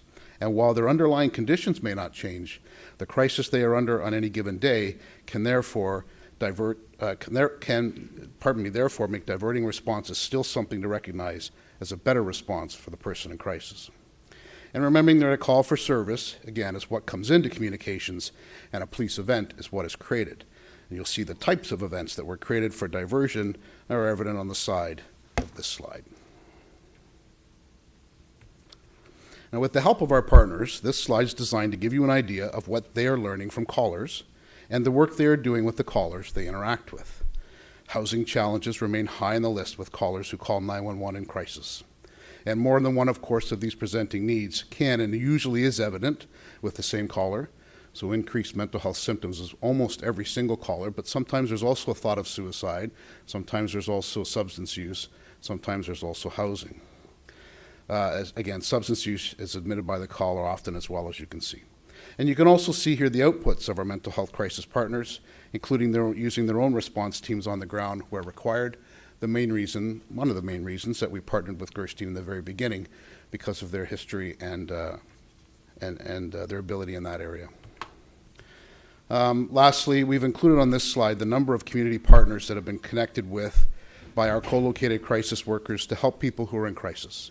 While our mobile crisis intervention teams, our MCIT teams, would work with their local partners, they only respond to a small fraction of the total events across our city. Our primary response unit police officers, who respond to the overwhelming number that remain after MCIT and what GCC can help us with, would not have the connectivity or have the time to make these types of connections you see on the screen. It's work we're trying to improve on, but it takes time away from emergency response for our first responding police officers. We want them available to respond to priorities, but we also want them available for longer term problem solving. So this presentation, in concert with the report to the board on today's agenda, was designed to give you a summary of the progress of this work in the first 6 months, ending on the 4th of April. Now, I apologize that we're talking about it in July, especially with so many things in the alternate response discussions taking place. But it does take some time to crunch the data and work with our partners, and then the cycle time of our board processes. While the number of diverted events is not higher, there have been 117 events where uniformed police officers did not have to intersect with people who were in crisis in our downtown divisions. These numbers in the first 6 months demonstrate that diversion from a police attendance can be done. As an experienced police leader, this to me is successful, as there was no negative outcomes. There were no apprehensions that can further traumatize a person in crisis and can keep our officers and the person in crisis sitting in an emergency department for hours. The work of our partners kept our police officers available for events that police officers need to be available for.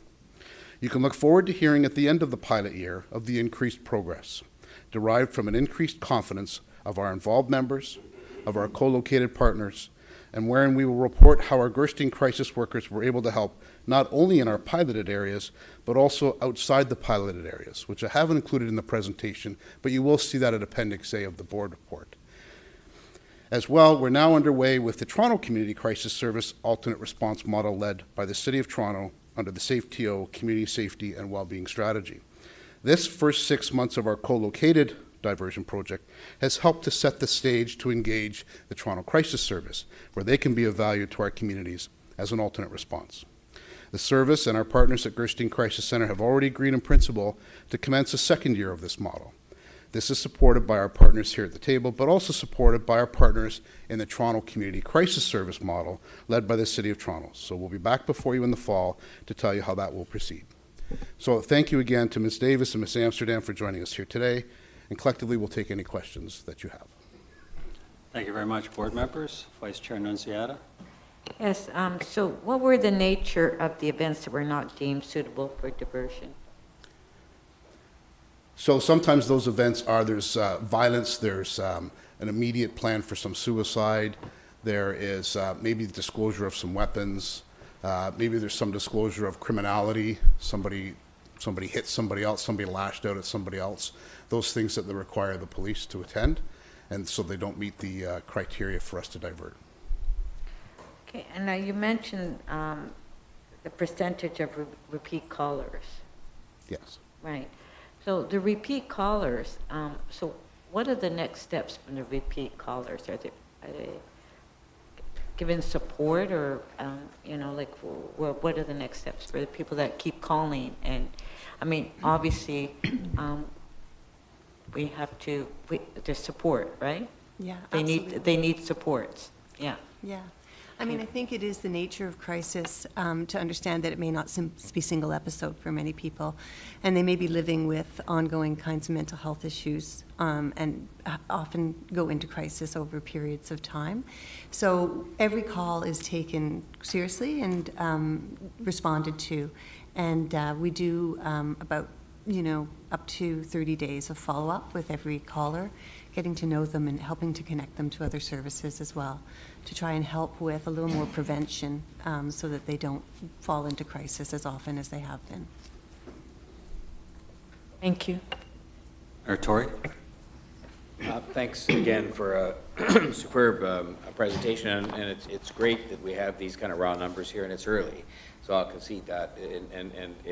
But the part that I thought was maybe missing, and maybe it's because we're not quite sure yet, is if you look at it, and I'm just being perfectly honest about this, if you kept on with a percentage of 211 over 3,900, whatever it is, I think it's about like it's half of 1%, you would probably deem the program unsuccessful over time. Even, I mean, I'm a strong believer in this, but if you kept on with those numbers, you know, out into 2 years from now, you'd probably say, well, the program is not successful.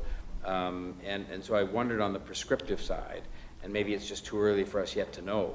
I guess if you want to look at the categories that you're going to work on, there would be two. One is the kind of unable to reconnect, which is the tougher one because people make themselves inaccessible, especially sometimes people in crisis. But the other one is the one of people who refuse the diversion. And I just wondered what you think and I address this collectively to you, what you think you might do going forward, starting now or starting a bit later, to try to drive up those numbers so that you get a higher percentage of the calls that actually are diverted. I'm trying to sound pessimistic about this. I'm a big believer in this, but you just couldn't see those numbers repeated going out, 2 years and still look at it as 0.5% and say that it's working.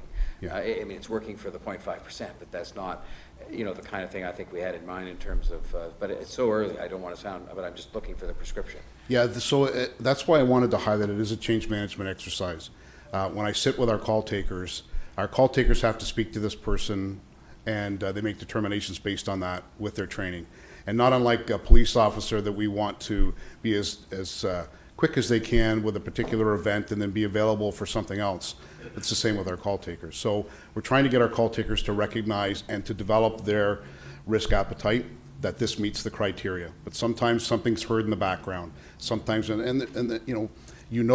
your time with our organization, you've got civilian employees and you've got police officers. You hear about the police officers every day who can still make the mortgage if they made the wrong decision or there's an allegation, and that doesn't always play well with our civilian employees.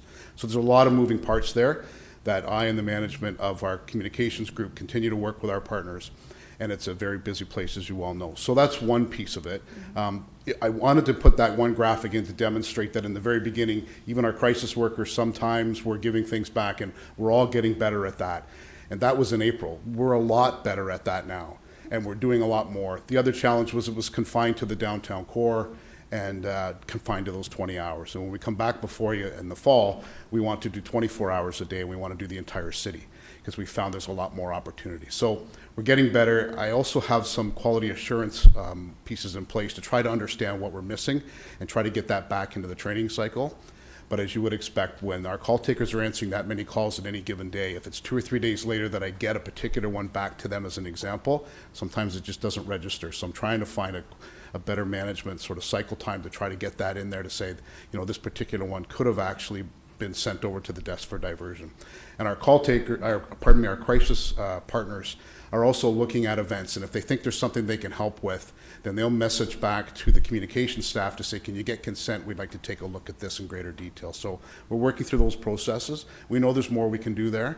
Much like with our Toronto Community Crisis Service model, we know there's more we can do there.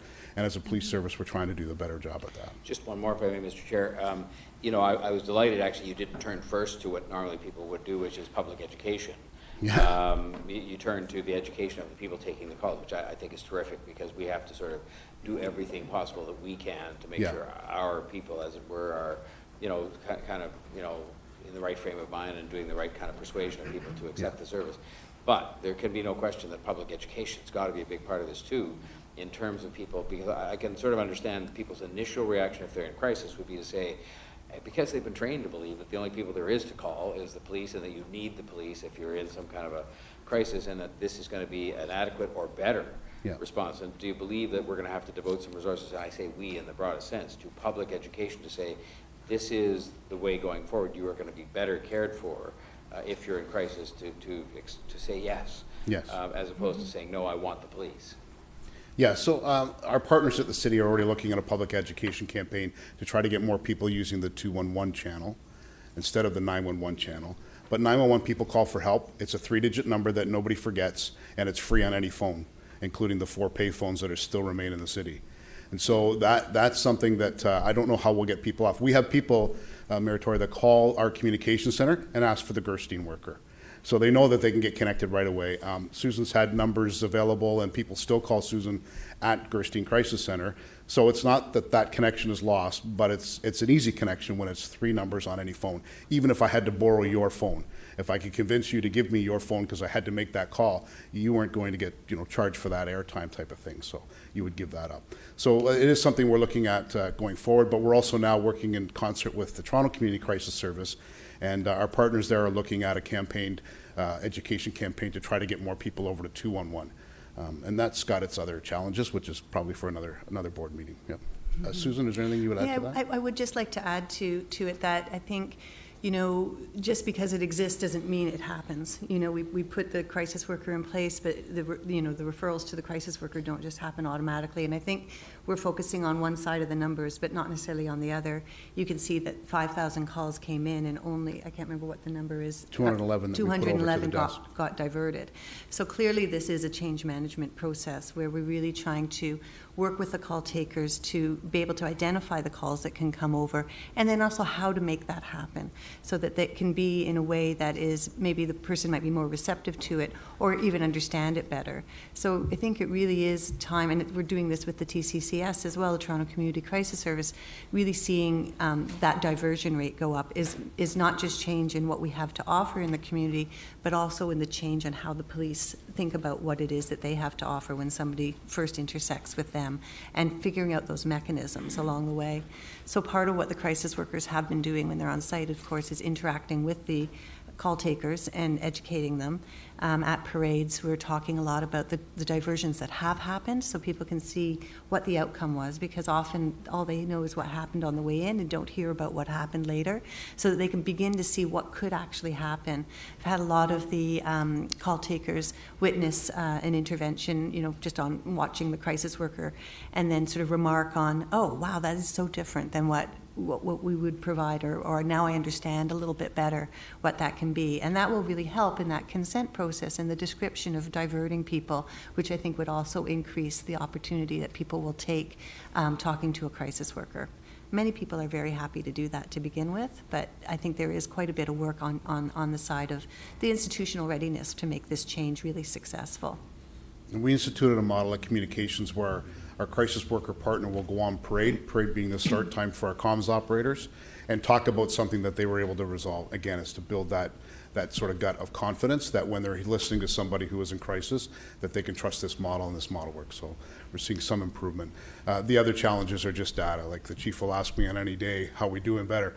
Sometimes data, and the data are some of our data, I'm picking on poor Colin here, but some of our data systems changed late in the fall, right in the middle of these 6 months. So what one system could pull on call analytics could, and back and forth. So I hope that will be, I am got complete confidence that when we come back to you at the end of the next 6 months, you'll see an improved difference for sure. Chief, did you want to add to that? Yes, thanks, Chair. First of all, I want to thank Susan and Elaine for being here and the work they're doing, because from my perspective, this is phenomenal work. I think some of the key numbers on there are seeing the fact that there's more attempts at diversion. You see that number where there was less diversion in the early months from October, December, much better in January to March. And I think that's going to continue as this process continues to be integrated. The other number that I'm very interested in is the 61 in terms of co-attending, if you will, for lack of a better word. I mean, we have very serious events when people are in crisis. Officers may be responding, it may be the MCIT, and it's the social workers that are on that call facilitating the successful resolution of that case when someone is really in crisis. And that's talking about better community outcomes for vulnerable people and people in crisis. So from my perspective, that is one of the key numbers, and I think that number is only going to continue to grow as well. So even if they're not entirely involved, and it's the police are not going, what you're probably seeing is they're involved, they're more likely going to help contribute to a better outcome, and maybe less time spent by officers on a call. So there's a number of things that we still have to data mine in terms of all the benefits, but I think, as Randy says, as we look at the next 6 months and then as we continue to do it and hopefully expand the program, I think it's going to be extremely positive. Thanks for that, Chief. Councillor Grimes, you had a question, and then Ms. Kostakis. Thank you, Mr. Chairman. Through you. Just so when the original call comes in, and then they're in crisis, they agree to be diverted. Yes. Is that actually a transfer of a call? You have to put them on hold and they get transferred off? Is there an opportunity to say, listen, once they agree on that original call that they would like to have the crisis worker, is there an opportunity to fold the call in without transferring them and losing them, to bring somebody on the call so you would have 3 people at the call and then the officer would be able to drop off the call? And yeah, we have a system in our communications, so if the green light's on, we know the crisis worker's available. But sometimes they're on the call with another client, or they're on the call with a call that's underway. And so where we lose sometimes is we say to the person in crisis, would you like to talk to a crisis worker? Yep, get the consent, can I share your information? Yep, sure, I need the help. Okay, just need you to hang on for a minute. Let's see if we can, but I need the call taker now to take on the next call that's coming in. And so that's where we're losing some. We're trying to be better with that. And going forward, we're doing different work now with the Toronto Community Crisis Service. So when our call taker can understand if this is something that we think that the in-house crisis worker over the phone would be the best response, then we'll deal with that. And sometimes we go to them first, but then sometimes we connect through 211 to the Toronto Community Crisis Service. So we're getting some other options. so there is that opportunity to have 3 people on the call at one time? Yes, there is. And then somebody drop off? Yeah. Okay, those are my questions. Thank you, Mr. Chairman. I wonder if I could just add, though, I think it's really important to understand that we're building an infrastructure, an alternative infrastructure that hasn't existed. I mean, we've been providing for decades now a community-based crisis response in the city, but it's always had capacity issues. And so we're starting through the Toronto Community Crisis Service and also through this initiative that the Toronto Police is leading to really start to build an infrastructure that actually provides that alternative. Because you're right, like, it's great when it can just be direct, but if the capacity is not there, that's more difficult to do. So we really have to think about that. What we need to do is build some infrastructure before we can really see the benefits that we hope to. And Councillor, just mechanically, I don't want to mislead you. We have to separate the call taker from the crisis worker, because the call taker lines are recorded. And anything that the crisis worker says to the client is protected by health information privacy legislation. So we built that infrastructure deliberately. Some of our partners in the province do it a little differently. They get a third consent to continue to record. We didn't want that. We wanted our partners to have full autonomy. They have their own computer system. They have private lines that record back to their databases so they can access medical records for the client, and it's separate. So it does sometimes become a bit clumsy there, but it was a necessary, unfortunately, mechanical act there. And we had to do that in 2 comm centers because we need our backup center ready for that as well. Stackis? So 2 questions. The first one, can you just give me an example of what activities of daily living is? What's an example of activities daily living in the stats? What can be a What can be challenge in that way? considered, You know, yeah. bathing, eating. Okay. Taking care of yourself. Okay. Yeah. I just need, Yeah. an example. And so I guess the communication piece, and I know, like you said, the capacity piece is a big one. And the partners that you listed, that's an array of partners. Are there other, as you expand, obviously, there'll be other partners that will be added. So I think I guess to the mayor's point a little bit too, communication and outreach to the sector as a whole will probably be very helpful as well. I mean, the demand will come at a larger scope, and because of the capacity right now, I can see that rising, even from like housing being up there on the top of the list, the street outreach workers that are out there, Albion Neighbor Services, for instance, other agencies that are in the different areas and are in the junction as well. Because of the relationships that people in crisis have with a lot of these workers, it'd be a great idea for people to be a little bit more educated, the sector as well. Again, in balancing with the capacity, because you can't provide something and promote a service when the capacity won't be able to handle it, because then people will lose faith and trust, obviously. So I think having a plan in place strategically in that communication piece for the sector as a whole as you grow and move on would be really helpful, because then the calls will also not just be coming with the person in crisis, but the person they trust, the worker they're working with, and maybe do that jointly together, and then the supports could be sort of a more wraparound service approach to get to the next level, and it takes some of that responsibility from the caller who's receiving into a case as opposed to a call as well. So Absolutely. So if that's, I'm assuming those are in thoughts and in place, obviously. And I think it goes beyond this particular pilot when we're talking about some of those things, but it is really, really important that people get connected to what they actually need. And I think that, we have this opportunity to really, provide something different to callers. 911 has operated from a mental health point of view almost as a default over the years where there's an absence. So, we're not aiming to increase the traffic to 911. I think we really are building a system that's going to have multiple access points, and 911 being one of those. So, to do that, it really requires a lot of collaboration across communities, and the Toronto Community Crisis Services all have multiple partners as they're developing across the city, and as that strengthens, we'll continue down that path.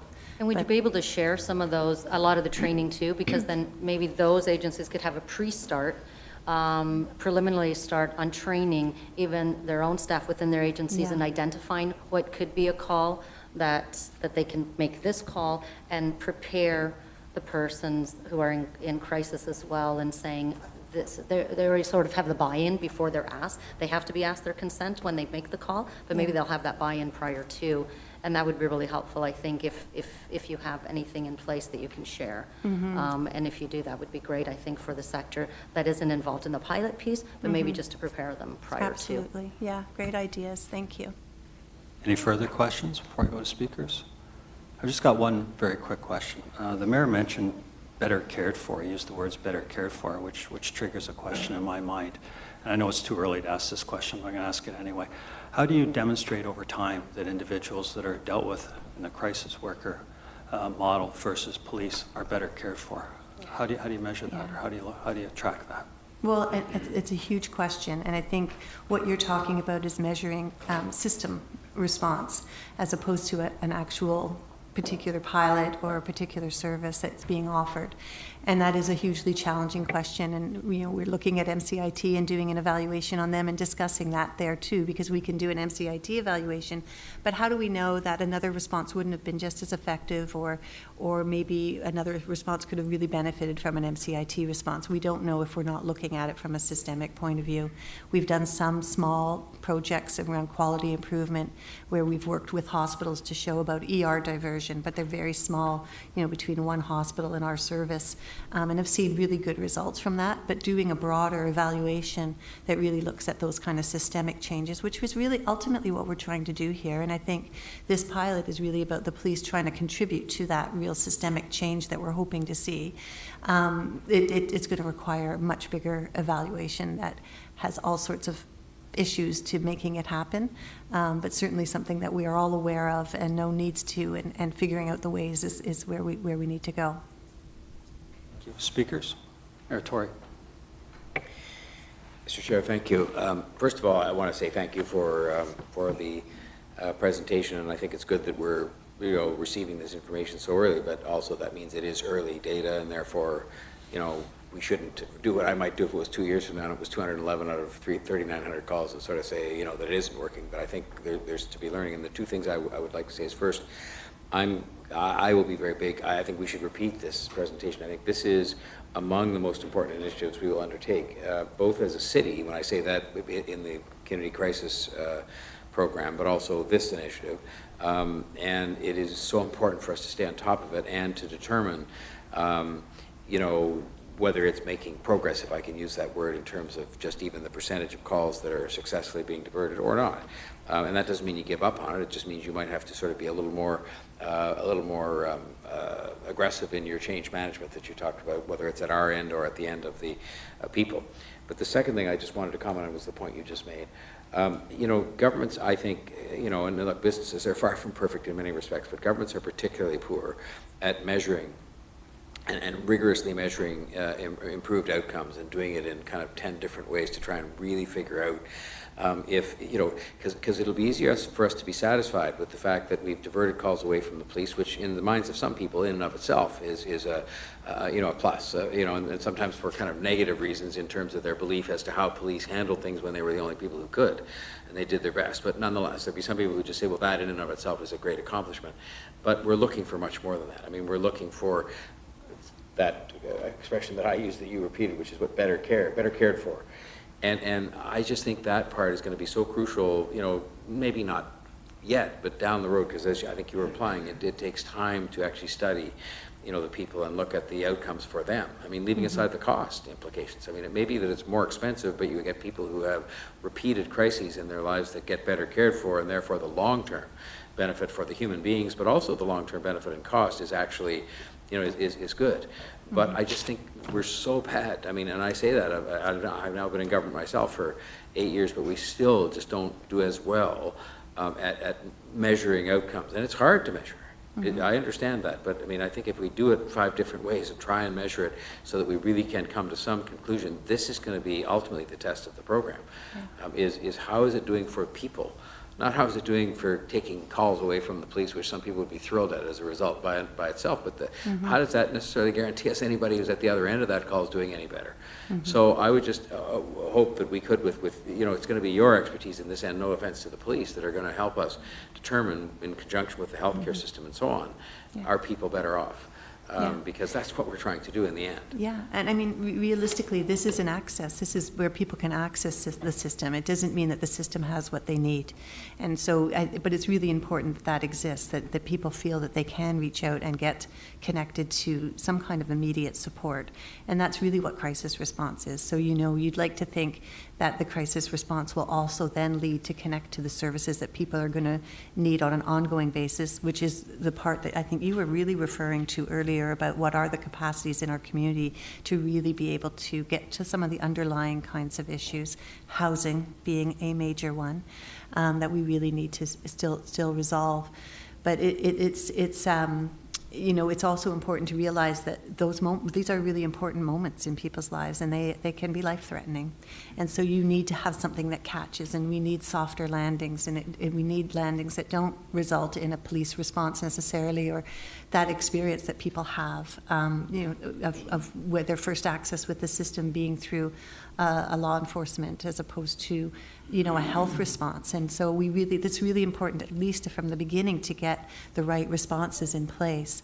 And then we really do need to work across the governments to get the proper amount of resources that are in our community that people can access the services they need. Most people would love to go to their GP and say, I'm having a mental health concern, or my child's having a mental health concern, and they would get connected, at least for the first mainstream approach, to a psychiatrist or somebody mental health within the system that would start them on that road. But that can't happen as it exists right now. And no matter what we do at 911 or in our improving crisis access, without improved access overall to mental health services, and we've had underinvestment for a really, really long time, decades at this point, And this is why police ended up in this position as a default, was because we didn't have the investments we need. So I completely agree with you. The work is, and it needs to be across government, not just once, doesn't land in one lap. It's really work that we need to do, and across ministries too. We've seen with mental health and justice many opportunities for cross-funding, and we just need to, but not very many opportunities. We had one big funding that came that way, and then we really never saw that again for almost 20 years. So there's a lot of work to be done, for sure. Any further speakers? Ms. Kostakis. Yeah, I think just to go on that capacity, but also quantitative and qualitative are, as we all know, are totally different. So I think I'd encourage in future presentations too, in saying, there was so many folks, but one call was someone was going to kill themselves and they didn't. That's huge. That's not a qualitative one. That's quality, not quantity. So if you only had 4 calls that day and you saved 1 life, that's huge. Yeah. There's also the point of, presenting that and saying, this was this call, this was that. Maybe in moving forward in those presentations, I think let's talk about the qualitative piece and that impact as not just focusing on our quantitative component of it. And there's someone, you can have your stats to this, but it's somebody, we have chronic callers. We get callers that are suicidal, and I put that in quotes only because it's someone who's going to call you every day at the same time because they now have somebody they can talk to and knows they're going to answer that call, and it's probably always going to continue. They're in crisis in their own minds, in their own heads, and systemically, our systems do fail people for sure. And I think what you pointed out too on the governments and the multi-ministerial supports, we need to all get better and advocate as a group and lobby together to get those systemically for an initiative like this to be expanded and to have the capacity and its potential to assist a greater population in the whole of our city. So I think you're on those steps really doing great work and Thank you. report. And we talked about, Staff Superintendent Carter and I, about, the numbers are one thing, but it's really the stories of where the heart is. And I think we'll make sure we bring some of that to you next time, because some of the stories are unbelievable. The collaboration between the call takers, but also with police officers, and then some of the outcomes that have already happened. So. Thank you. Any further speakers? Seeing none, I just want to thank all of you for your presentation today. It was very informative, and I know you've all put in a tremendous amount of work into this, so thank you also very much. Could I have a motion? Before I go for motion received, Mr. Teschner, did you have something you wanted to add? Yeah, thank you, Mr. Chair. I just wanted to provide some additional context and a reminder, because there was a good discussion on the need for investments at the community level, and I wanted to make sure that people remembered that in 2021, January of last year, the board wrote a letter to all 3 orders of government asking for exactly that, asking for significant community investments in mental health and addiction supports throughout Toronto, so that that network could be expanded, so that that infrastructure could be there beyond these significant pilot projects. So I think the board, the service, and obviously our partners at Gerstein have been firing on all cylinders, and we look forward to hearing a response and hopefully seeing some expansion in this area. Thank you. Thank you. Thank you, Mr. Teschner. Motion to receive item number 3. Ms. Kostakis, second by Vice Chair Nunziat. All in favor? Any opposed? That's carried. Thank you very much, everybody. We'll now move forward to item number 6, which is the new policy adequacy standards compliance policy. I believe we have 4 deputants. And I think the first one is in person. Mr. Knowles, I believe.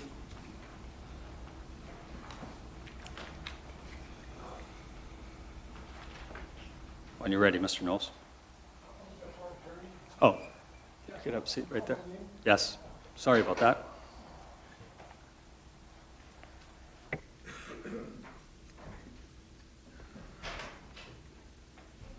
Hi folks, my name is Sid Knowles, and the police chief's recent apology is based on oath. The police chief's recent apology is based on fallacies committed by the Ontario Human Rights Commission and the Toronto Public Police Service. Systemic discrimination in the use of force, arrests, etc. has not been proven. So it cannot be used for an apology or for the justification of engaging in prohibited discriminatory practices in hiring and promotion. According to the apology, 1, if systematic racism exists at the Toronto Police Service, then the statistics will show an overrepresentation for racial group X. 2, the statistics do show an overrepresentation for racial group X. 3, the conclusion, therefore, systemic racism exists at the Toronto service. Okay, I'll recap that. If A, then B, B, therefore A. This is an example of the fallacy of affirming the consequent, and because it is a fallacy, it does not prove that systemic racism is in fact occurring, so no apology is needed at this present time. On page 2 of the OHRC's Disparate Impact Second Interim Report, it is stated that the finding of such a fallacy is, quote, consistent with systemic discrimination or systemic racism and anti-black racial bias. It is consistent with it, but it does not prove it. And without proof, there is again no need to apologize and implement human rights violating strategies in hiring and promotion. Consistent with recognizes that the overrepresentation condition is a necessary condition, but it is not a sufficient condition to prove systemic discrimination. And when the necessary condition is passed off as a sufficient condition, it becomes the affirming the consequent fallacy. Real discrimination that occurs under an equity plan cannot be justified legally or morally on unproven accusations of systemic discrimination. In the police service's own race and identity-based data collection strategy, it lists as a key concept disproportionality, which is, quote, the proportion of a race group that is greater than or less than their presence in the benchmark population. When I read that, I thought, hey, that concept sounds familiar. And then it struck me. April 25th, 1933, Berlin, Germany. The law against the overcrowding of German schools and universities, which required that in subsequent years only 1.5% of the students admitted to German schools and universities were to be Jewish. According to the Nazis, Jewish people made up 1.5% of the population of Germany. Evidently, there was systemic discrimination, as it is defined by the OHRC and the Toronto Police Service, against the master race. And like the OHRC and the Toronto Police Service, the Nazis implemented proportionality quotas. And like the Nazis, neither the Toronto Police Service nor the OHRC has ever produced an argument that shows that the benchmark population quota standard is a valid standard to use. Now, I am not accusing the chief or the rest of you people of being Nazis. Heaven forbid.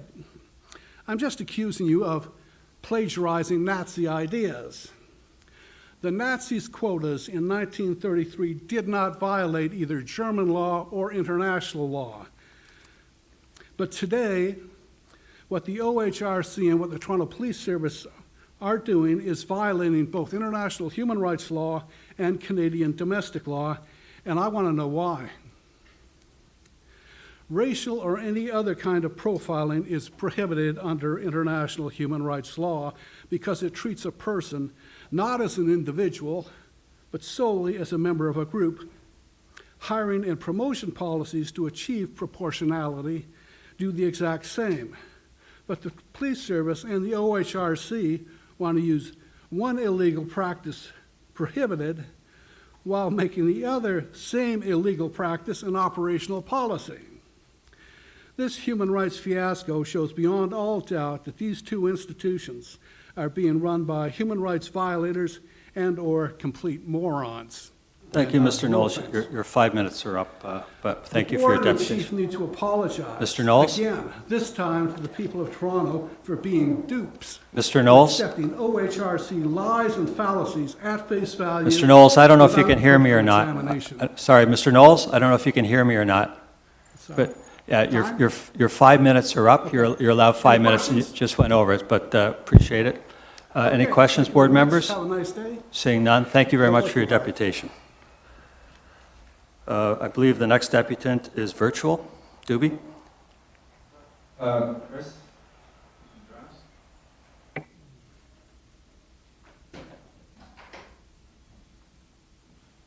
Yes, thank you, Doobie. Actually, my connection here timed out. Are we on item 6? Yes, we are. Yes, we are on item 6.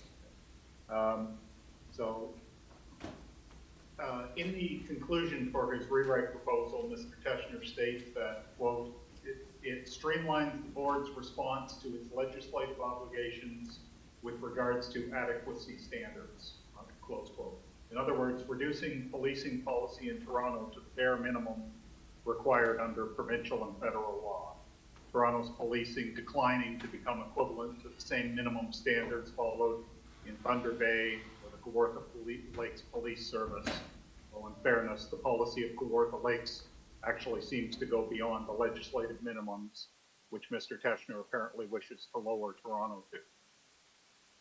And what this report on the proposed policy completely omits, what anybody would think reasonable in such a major revision of policy, is any indication of what changes are actually being proposed to the status quo developed over decades of previous board work that involved full public consultation. What exactly has been eliminated from or added to previous policy? This report doesn't state. Obviously, I recognize that that is the whole purpose here, to prevent the public from knowing or having input into the changes being sought by unaccountable bureaucrats.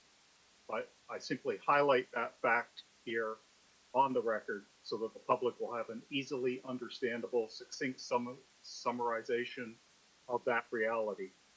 One of the many issues that members of the public regularly identify as something they want eliminated. Looking elsewhere in that report, previously he had it only once, and now it's twice on pages 13 and 14 of this Frankensteinian conglomeration that Mr. Teschner has the board telling Toronto City Council what it will do, as if the board had such authority. And where in this over 100-page hodgepodge of redrafted policy is the analysis that just last month, Toronto's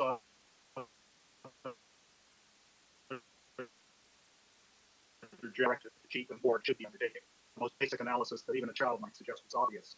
A review of why Toronto police officers consistently don't arrive at calls until after it's too late, and why it takes officers an average of multiple hours to close the lowest priority of calls. Where does this massive mess of a document do anything to help fix the catastrophe of policing management that has sent Toronto's crime rate soaring since John Tory became mayor? Indeed, when we look, we see that even crime statistics reported by the service no longer publish data that the public can review showing just how crime has increased since Mr. Tory's reign began in 2014, compared with back when Mr. Tory was just a failed provincial politician. I cede the rest of my time. Any questions of the deputant? Seeing none. Derek, it's your turn.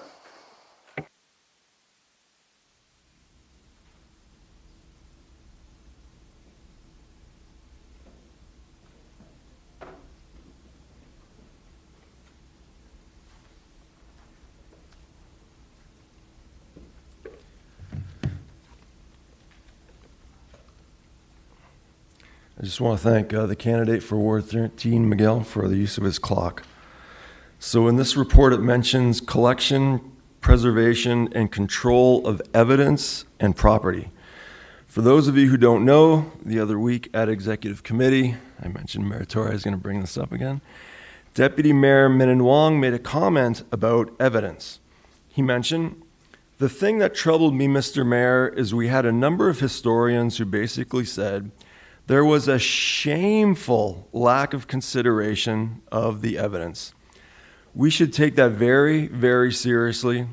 Our credibility is being called into question when we are not looking at the evidence properly. Politics has trumped evidence. The public service can't be seen as being political. They have to be seen as looking at the evidence."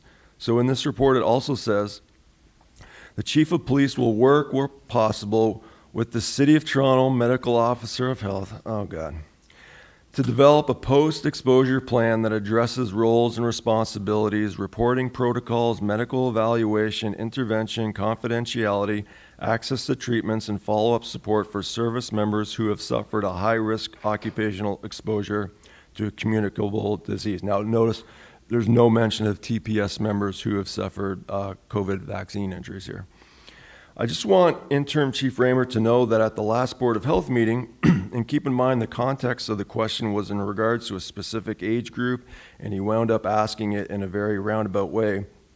But Councillor Fillion asked Dr. Davila a question on whether there is any data, any statistics on the current severity of illness for COVID if someone were to catch it now, stats, data on hospitalizations, ICU admissions, but essentially his question was on whether or not anyone still needs to get another shot for COVID at this point. And here's how Dr. Davila started off answering Councillor Fillion's question, which her answer ran on for 1 minute and 35 seconds. She says, "That's the kind of information that we're seeking to provide through a variety of different channels." Councillor Fillion asked her a yes or no question.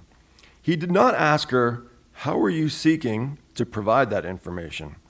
Because Mayor Tory may recall, I sent him an email a while back, how Scott Duncan mentioned on his chat site one night that if Dr. Davila claims her recommendations, decisions, advice are based on science, but not disclosing what that science is to the public, then she is committing a breach of trust. So I have an actual deputation to make. I appoint Interim Chief Raymer to act as the trustee for me in this matter, and I respectfully direct him to ask Dr. Davila on what the current infection fatality rate for the BA5 variant is. I also respectfully direct Interim Chief Raymer, if it becomes necessary in the future, to ask if any restrictions recommended by Dr. Davila that would affect the rights, freedoms, liberties of the public, to disclose the evidence of them so as to ascertain for himself whether her advice is actually based on science, to determine from now on whether or not she is really making arbitrary decisions based on speculation and just claiming they're based on science. I also respectfully direct Interim Chief Raymer to ask Dr. Davila if it is true that Dr. Davila's husband has received money from COVID vaccine makers. I respectfully direct Interim Chief Raymer to ask her to see a copy. On a point of order, Mr. Chair, I think it's wholly inappropriate this deputant should make that kind of an accusation, which is, first of all, completely unfounded and ridiculous, but I just would hope that you might call him to order. First of all, it's not an accusation. I'm directing him to ask her a simple question. It is a question. Chris Langenfeld brought it up at the Board of Health 2 months ago. I brought it up at the Board of Health last month. It's being documented by Diversion Media, carried by Bright Light News. Nobody seems to want to talk about it. It's a valid question. She either has to simply answer it, yes or no. Is it true that her husband has received money from COVID vaccine makers? Then we can be done with it. Derek, go back to your deputation. Stay on topic, please. I am on topic. This report mentions in it about Interim Chief Raymer. Do you want me to read it over again? Where, with possible, we'll work with the City of Toronto Medical Officer of Health. I don't trust her. Okay? So somebody here at the Toronto Police actually has to start asking her questions so they can find out for themselves. Is she just making stuff up, or is any of this stuff actually based on science? So yeah, I had one more anyways. Your time's up anyway, Derek. No, my time is not up because Mayor Tory interrupted it. I didn't intend to speak on any of this stuff. Your time's up. I got one more paragraph because Mayor Tory, you should have held my time. That's, you should have thought about that. Diana held your time. She did hold your time and restarted. But because of what Mayor Tory said, you got me off topic. Derek, anyway, enough. I respectfully direct Interim Chief Raymer to ask her to see a copy of it so he can read it for himself. The non-disclosure Point of order, Mr. Chairman. You've ruled this gentleman of order. As reported on by Jennifer Pagliaro, the Toronto Star on November 16, 2020. Any questions of the deputant? Revealing what the advice is. Saying none. Discussed at the province's public health measures Derek, table. your deputation is over. As this would seem to vitiate any informed consent. Derek, if you keep going, I'm going to ask you to leave. The people of Toronto to be her patient. Now I'm done. And by the way, we had a clock here 2.5 years ago. What happened? Yeah, what happened? Yeah, there's no evidence that my time is up, other than... Point of order, Mr. Chairman, I asked you to... got rid of the clock. Mr. Chairman, I asked you to remove Derek. this gentleman. He's not respecting the procedures here. I'd ask you to remove him from the... Yeah, in the okay, meeting. well, you know, I won't cause any trouble for anyone. Derek, just go back to your seat. And Are you giving me, are you telling me what to do? You giving me an order, public servant? I'm telling you that your deputation is over. Yeah, and That's you know all. what? This wouldn't have happened if Chris Langenfeld's main political rival in this election coming Oh, up, come on. Territory, hadn't interrupted me. Let's try to get serious, Derek. Next deputy. Hold on a second. Whoa. There is something called freedom of expression, and I have come here like 100 times and given you all the case law. This would not have happened. Does anyone here have the guts to ask Dr. DeVilla? Derek, we've been over that. Your time is up. I'm going to ask you to go back to your seat. The new guy here is acting like a big shot. Derek, don't point fingers. This is the last time I'm going to mention it. Please go back to your seat and wait for your next deputation. If you don't want to do that, I'll ask someone to remove you. Don't let anybody in the future interrupt me like that again. Go back to your seat. Thank you. You're not qualified to give me an order, okay? I'm not giving you. Don't let anyone violate my freedom of expression again. This won't happen. Next deputation, Nicole Corrado, virtual.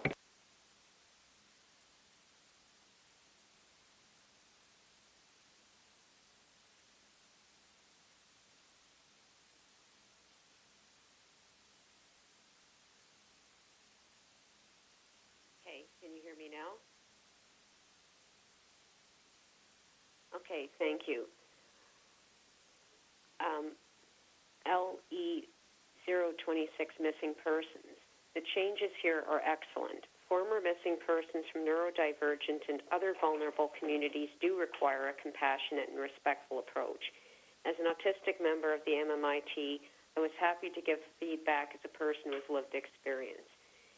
I like that risk assessment has been changed to response assessment. This gives a sense of action. One of the best changes to this item is I-8, which ensures that no personal health information or other unnecessary information is shared with the public.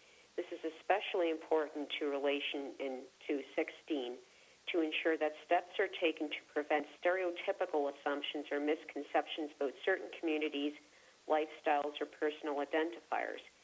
When reporting on missing persons, always avoid function labels such as high functioning, low functioning, and infantilism, which is comparing an adult to a teen or child. 22B respects the privacy requests of the missing person. If it is necessary to share any diagnosis, then only share the diagnostic name of the condition, support needs, minimal or complex, uses a mobility device or wheelchair, uses hearing aids, deaf, low vision or blind, etc., and the person's communication preference, verbal, non-speaking, or spelling, AAC, sign language, etc. Always ask members of the community which terms are most appropriate. Please never say a person suffers from a condition. A person has or lives with a condition. 25 is the most significant change to this item, as it asks to ensure that information pertaining to missing persons is removed from any service-operated, publicly accessible website once the incident is resolved. This is essential as it helps to restore privacy to the missing person. The problem is police website information gets cut and pasted onto local news websites, which are not managed by the TPS. For this reason, it may be best to move toward only using the person's first name and minimal information to reduce the chances of the missing person report coming up on a Google search. LE 024, intimate partner violence occurrences. One reason people may go missing can be due to intimate partner violence. Thank you for changing the term domestic violence to intimate partner violence. One of the main reasons a person may be reluctant to leave an abusive intimate relationship is the concern about the safety of companion animals. Without supports, companion animals either stay in the abusive home, end up in an overcrowded, underfunded municipal shelter, or wind up killed by the abusive intimate partner. The police have a legal obligation to serve and protect everyone, which includes protecting animals by enforcing the Provincial Animal Welfare Act and the Criminal Code of Canada. Please add animal organizations to the list of community support partner agencies, along with pet-friendly family shelters. Please reach out to purpleleash.com and help keep Toronto a leader in animal welfare. Please add AL, Animals at Risk. Please add organizations like Purple Leash and other animal organizations to 4. ER10 Canine Unit.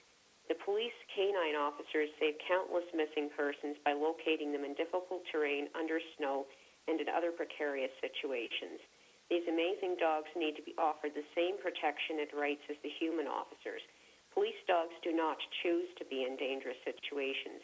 Add bulletproof vests for dogs and horses to XV A115 equipment body armor. There needs to be clear animal welfare standards written in ER10 Canine Unit. Dogs are companions, not tools. Dogs should never be used as weapons. Once retired, dogs should either continue to live with the officer or be adopted out through a special program similar to the DDoC Foundation or Combat Canines. Please phase out the use of animals for dangerous tasks, such as locating or detaining violent suspects, detecting dangerous weapons and toxic substances, and move toward robotics for these jobs. LE13, Police Response to Persons in Crisis. Sometimes a person may go missing because they are in a mental health crisis. In 2, appropriate community members must include neurodivergent persons or persons who have had a mental health crisis. In 4B, de-escalation should always be used instead of physical force, such as violence, which only makes the situation worse. In terms of 5, a dedicated unit will only be completely safe if it involves unarmed responders. Whenever possible, move away from a police hybrid unit, MCIT, to a community crisis response. Thank you, Ms. Corrado. Ms. Corrado, hi, sorry, it's Chair Hart. You just went about 10 seconds over your 5 minutes. Just want to let you know. But we really appreciate your deputation very much, and thank you so much for your written submission as well. Okay, thank you. Any questions of the deputant? Seeing none, thank you so much. We'll now bring the item to the board. Could I have a motion to approve, or any questions? I just have one question, if I can ask the Executive Director to just give us a highlight of some of the recommendations that's in the report. Thank you, Madam Vice Chair, for the question. The intent of this policy is to create an umbrella framework for more comprehensive and modern auditing in terms of how these adequacy standards are implemented and the impact that has on the delivery of police services. I believe that it will position the board well when the new Community Safety Policing Act comes into force with all of the regulations and potentially new adequacy standards that come with it. We have 74 current individual policies that are now going to be umbrellaed here. And in addition to general enhancements to reporting and auditing, there have been specifics added in areas such as equal opportunity in employment, discrimination and workplace harassment, violence and sexual harassment as an offense in the community, crime prevention methodologies, search of persons, intimate partner violence, which you just heard from the last deputant who also mentioned, Ms. Corrado, missing persons investigations and the ways in which some of the recommendations from Judge Epstein's report on missing and missed have been addressed. And also in the area of youth crime or youth offending requires the enhancement of pre-charge diversion for youth offenses. So those are just a snapshot, Vice Chair, of the areas that have been enhanced, improved, modernized, or updated by this policy. And I think it's important to go back to the overall new comprehensive audit and monitoring scheme. The intent here is to provide the board with the intelligence that it needs, that it requires, in order to enter into its governance and oversight functions. And that was the aim of some of these reforms. So aside from addressing one of the 81 police reform recommendations and about 20 of the recommendations in missing and missed, this is a more comprehensive and modern approach to these adequacy standards, which are, just to be clear, the minimum standards set by the province. Of course, the board has a suite of other policies that address particular issues and go beyond, and certainly the service and the delivery of its police services as well. So we intend to use this as the new foundation and build upon it when we have legislative direction from the province. Thank you. Thank you for that. Any further questions, board members? Seeing none, anyone wish to speak on this item? Motion to approve. Vice Chair Nunziata, seconded by Councillor Grimes. All in favor? Any opposed? Item number 6 carries. We'll now move forward to item number 7, which is updates from the board's advisory panels. We have 2 deputations, and this item was held down by Mr. Morgan. We'll go to you after Mr. Morgan. 2 deputations. First one, I believe, is virtual.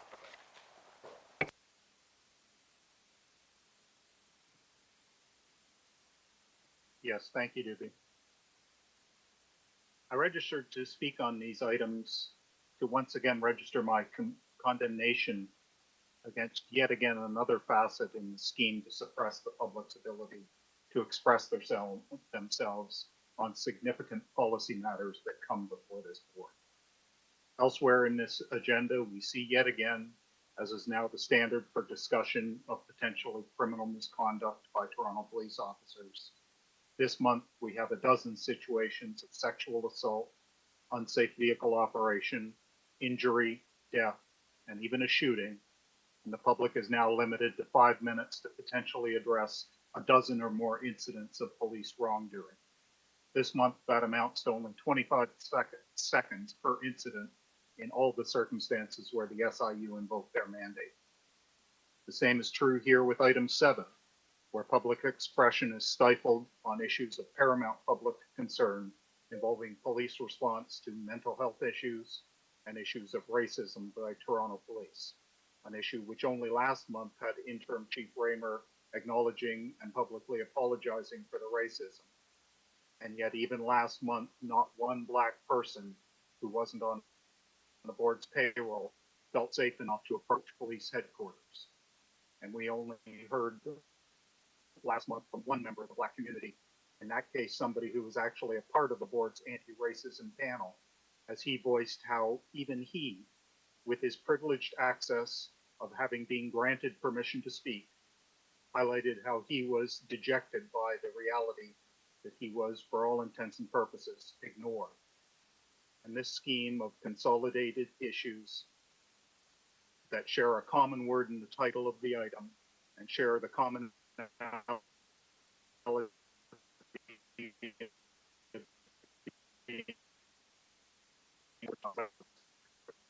become a regular excuse to suppress public voicing of their objections. And that is the opposite of democracy. And that reality makes it illegal as well as offensive. I cede the remainder of my time. Thank you, Mr. Langenfeld. Any questions to the deputant? Seeing none. Next deputant, Mihail.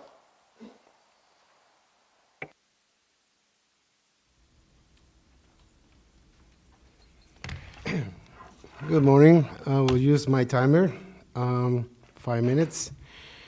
Bon voyage, Tony. I had the pleasure to meet you for over 12 years, so good, happy retirements to you.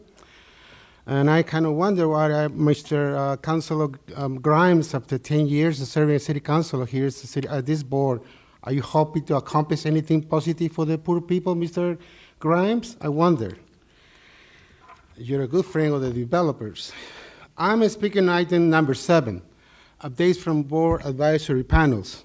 Mr. Morgan, we told you time and time again, without these deep transformational changes like police culture, nothing is going to change overnight. We know change takes time.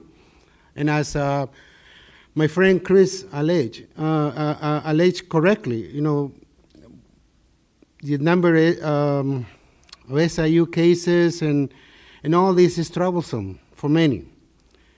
You see me coming in this morning at 9:17 yelling at the police officers, why are you following into the chamber? You know, I can greet you, I can say to you, good morning, how are you? But if you're gonna ask me, where are you going? That is triggering for me, especially for someone who fought Tavis in my community or Regent Park, because I was tired of police officers asking me, where are you going, Miguel? Do you live in Regent Park?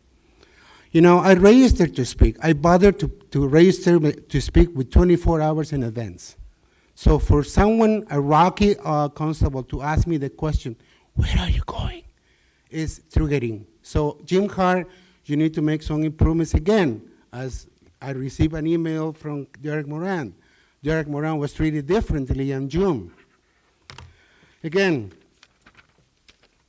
the item of racism is a hot topic in the streets of Toronto. I brought this picture of my friend Jordan, who lives at Clarence Square. And I said directly to Chief Ramber, I don't accept your apology. It's very simple, because in less than 3 days, his officers were at Clarence Square, and they arrested my friend Jordan, who is here in this picture, and I think he has an eye punch, somebody punching on the face.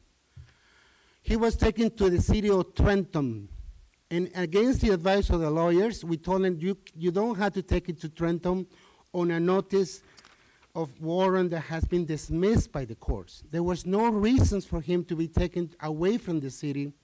Instead, we should be looking at solutions to find him permanent housing.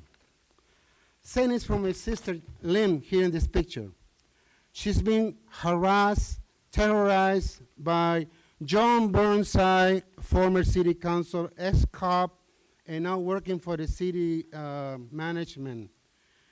He's terrorizing these people camps where she lives, Allen Gardens. You know, the day the ombudsman released his report on July 14, the next day, evictions notice were carried on. And similarly, yesterday, on Monday and Tuesday, more eviction notices are being handed out without promising of hotel rooms in the city court, because most of these Indigenous people need to be close to services provided by Indigenous communities. You are not going to find it away from the city, Highway 401 or 500 or 400 away from the city. My ask is simple. Please try to find accommodations near the downtown core where the services are more heavily concentrated, because that is our situation that we live in. I live in Ward 13, and we have 40 injection sites, for instance. A good example, how is this community affected by poverty and over-policing? We need to find positive solutions to help our Indigenous community. And again, I reject the apology from Chief Rammer, because I know without making some structural deep changes in this organization, especially the police culture, nothing's going to happen. Thank you. That is my end of my deputation. Thank you, Miguel. Any questions for Miguel? Seeing none, thank you for your deputation. This item was held by Mr. Morgan. Mr. Morgan, over to you.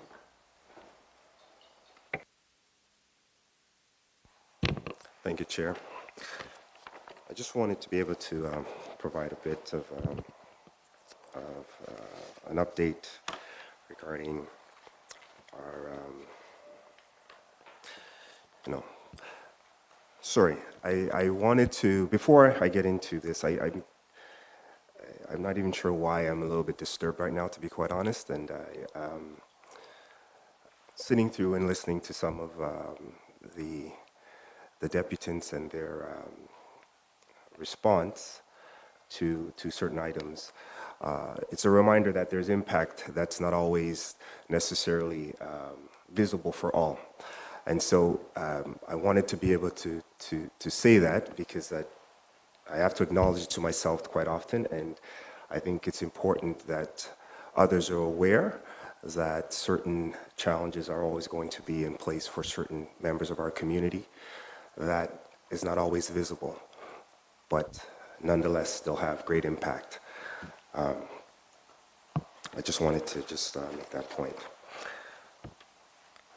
So I think I just wanted to be able to provide a bit of an update regarding the ARAP committee and where we are right now. As you know, in the August of 2020, the recommendations were approved by this board, and ARAP, in terms of trying to do our best to be able to work through those recommendations. Assembled a great group of committed and passionate community members that have been working very diligently with the board and service to try and make sure the recommendations that were brought forward are implemented as best as possible. Through those recommendations, some subcommittees were created to allow for greater concentration around some of these recommendations and sort of itemized as such. Some of those are on the Ontario Human Rights Commission, the inquiry, race-based data collection, recruitment and hiring, and promotion process. From that, we're also on opportunity to engage in some of the training pieces from the service, things for use of force, the professional standards, and the mobile crisis intervention team. Just an opportunity for the community members, ARAP, to be able to have an understanding around some of the trainings that are involved and get sort of a better understanding of that aspect of it. Also being able to provide some of the service consultation pieces, looking at the budget, also officer training and review and equity and this equity strategy development. But I think one of the greatest pieces that over the last year or so that we've been sort of working through is recognizing that often this work, there's a level of discomfort that is often in play here. And often there's some challenges, whether it's the board and or the service, to address some of these issues. And but that discomfort is always quite often there when we're seeking accountability. And I think it's an important aspect for us to acknowledge. That discomfort is also necessary for growth, for understanding, accountability, and ultimately the implementation of the positive policing that we all want and deserve. So I want to just take this time, just on behalf of my co-chair, Anthony Morgan, just to thank the community for their commitment, their dedication. They're a knowledgeable group, passionate, and have a deep care and love for our city and equity for all. So I just wanted to make sure that their contribution is acknowledged, and we will continue to work collectively with the board and the service to continue to do our best to make Toronto the safest city possible. Thank you. Thank you. Questions? And just for members' knowledge, Jennifer Chambers and I believe Steve are on the line if there are any questions on 7.1. Any questions? Anyone wish to speak? I believe you might have a motion, Mr. Morgan? Yes, so I'm not sure if they're going to be posting this.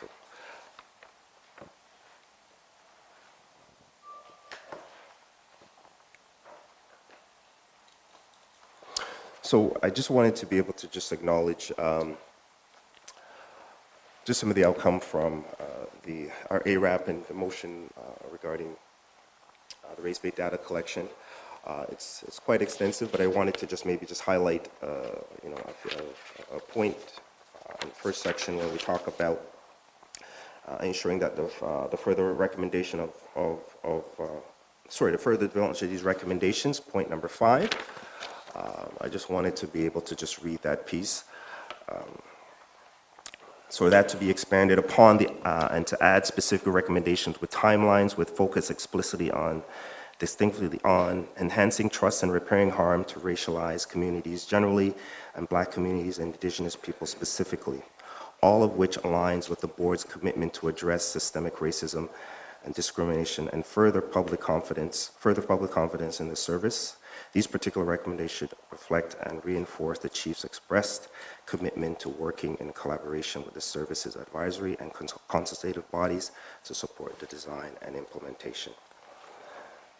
So I just wanted to be able to, the recommendations that are put forward here I think are quite intensive and expansive, but I think quite necessary given the commitment that we've made to community, the commitment we all have in terms of the board and the service, and I wanted to be able to bring forward, and if there's any questions regarding the motion, I'm open to. Thank you, Mr. Morgan. Any questions of the mover?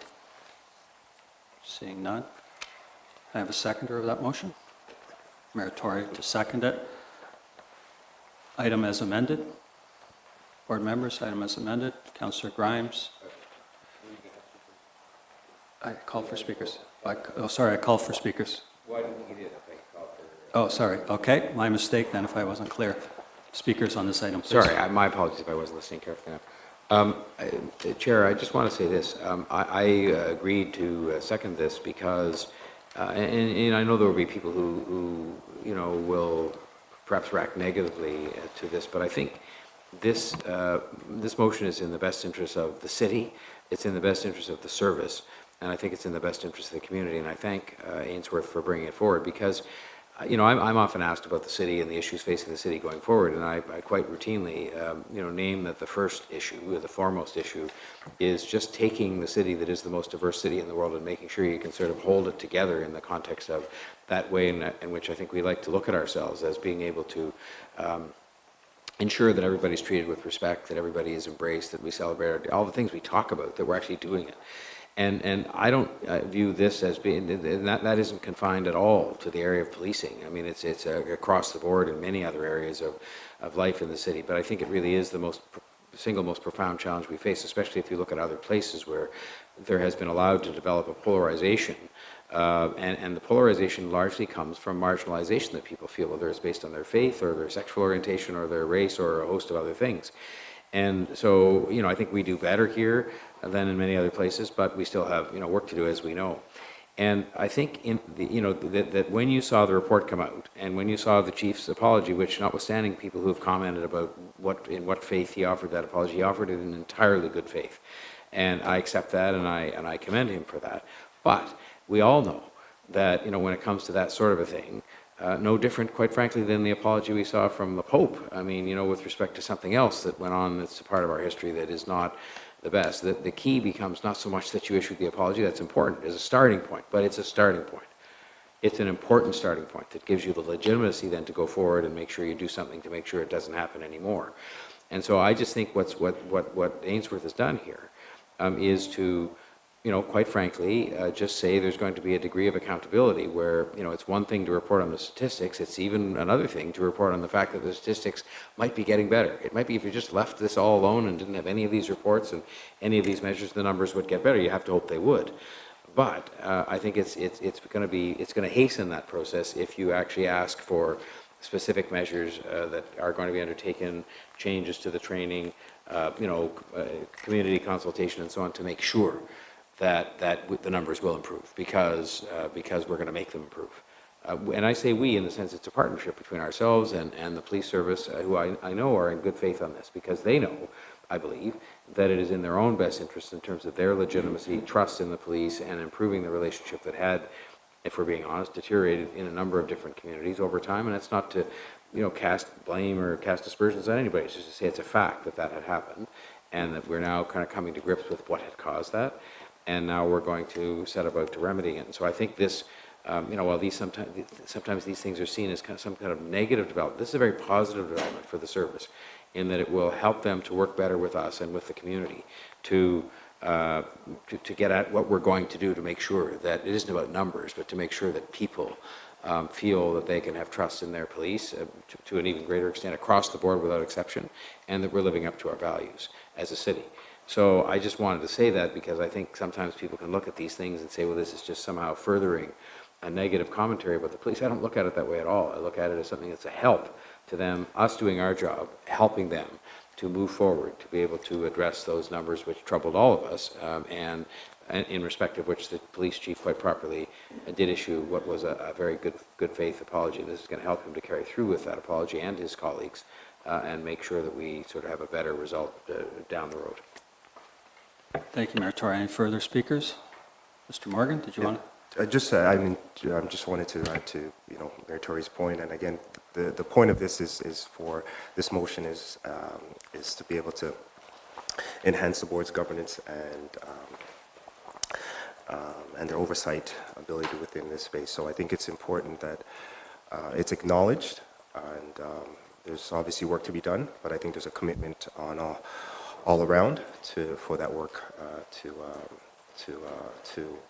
well on its way and to ultimately get to a place where we are more confident and comfortable in the approach that we have with the community. Thank you. Mr. Morgan, any further speakers?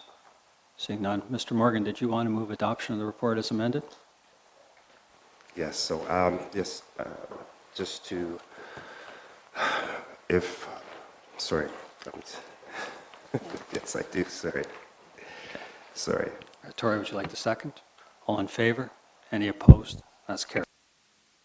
Now move forward to item number 8, which is Toronto Police Service 2022 organizational chart, and we have one virtual DEP on that when they're ready.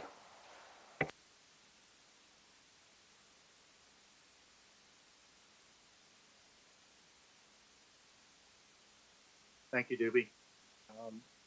And I actually yielded my time too quickly on the last item, so I'll just add briefly now that it should be noted that it is only since the arrival of Mr. Tory and Mr. Teschner, which coincided largely with Mr. Hart's arrival, that the majority of the board's meeting time involving the public each month is now spent addressing the board's violation of the public's expression rights. Moving on to item 8, changes to the organizational chart. Here we see more of the obvious blow to Toronto's policing, with the apparent addition of at least 2 more command officers and more bureaucracy, while we continue to see a big fat nothing in terms of addressing the causes of Toronto's ineffective policing. The only effort here seems to be to continue to grow the policing budget.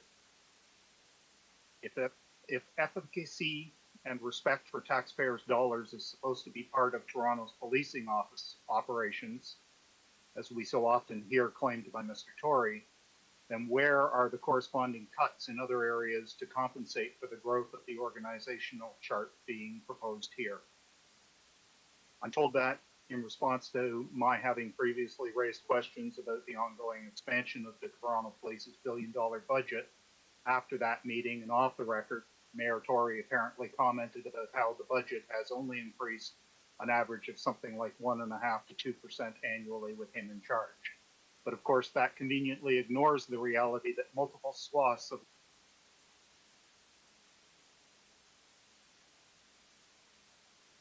other city of Toronto agencies, the elimination of the budgets for things like the school crossing guards and lifeguards, among other things, which have actually reduced the police budget, instead continues to grow, even as other city agencies take on the work and costs previously listed under the umbrella of the police budget. That concludes my comments. Thank you. Do we have any questions to the deputant? Okay, thank you very much. There are no questions. So we'll bring it into committee. Are there any questions to staff? No questions? Okay, can I have a motion to move the recommendation and the report? Moved by Lisa, second by Councillor Ann. All in favor? Carried.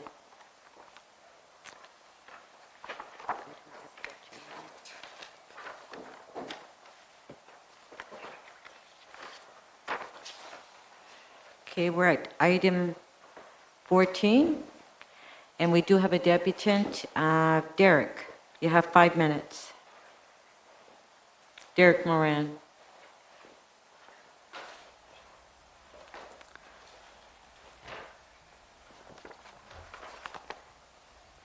Seeing that Tony's leaving, I just want to let everyone know that Tony was actually at the Barbara From Library consultation when I asked the question of then Chief Mark Saunders, who told me straight up that we wouldn't have a problem arresting anyone, including a City of Toronto employee. Mark Saunders also told me when he first became mayor, actually Officer Alex Lee was holding the microphone for me, and Inspector Matt Moyer was on the stage. And once again, that was the first time Mark Saunders told me that Toronto Police would not have a problem arresting a City of Toronto employee. It's gobsmacking that I can't even come here at the police board and simply, respectfully encourage and ask Interim Chief Raymer to uphold the oath of office that he took, where it says that he would act impartially, to do something that nobody else wants to do, and for Mayor Tory to say that I made an accusation when I used the word if and the word ask. If it is true, I feel that Mayor Tory should simply make an apology, and I'll accept it for what he said. I made no accusation. Like, I know I'm speaking off topic, but I also want to point out that Scott, who's not here, who's usually a lawyer for the board, last term at Public Works, sat 2 people away from the lawyer who really got into it with Giorgio Mammoliti and schooled Giorgio Mammoliti about when people come to speak at these meetings, they can talk about whatever they want. That's straight from, I got the video if you guys want to see it. One of the lawyers from the city of Toronto told that to Giorgio Mammoliti. Plus, we got the whole thing about freedom of expression. I can't believe I got to go through this again. I just want to respectfully remind Interim Chief Raymer that provocation is a lawful excuse. And that's what happened here. I didn't intend to lose my cool about what happened, but I also didn't expect Mayor Tory to pull a point of order and accuse me of making an accusation. So that's all I got to say, because I'm too wound up. And have a nice month off, and I'll see you in 2 months.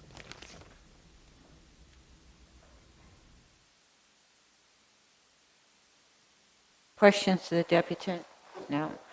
Motion to receive the deputation. Okay, and then can I have, do we have any questions to staff on the item? Okay, to approve the recommendation.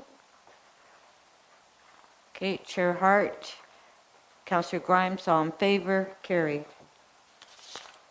I have my agenda there. So our last agenda is item number 17, and we have a deputant, Chris Langenfield. 5 minutes.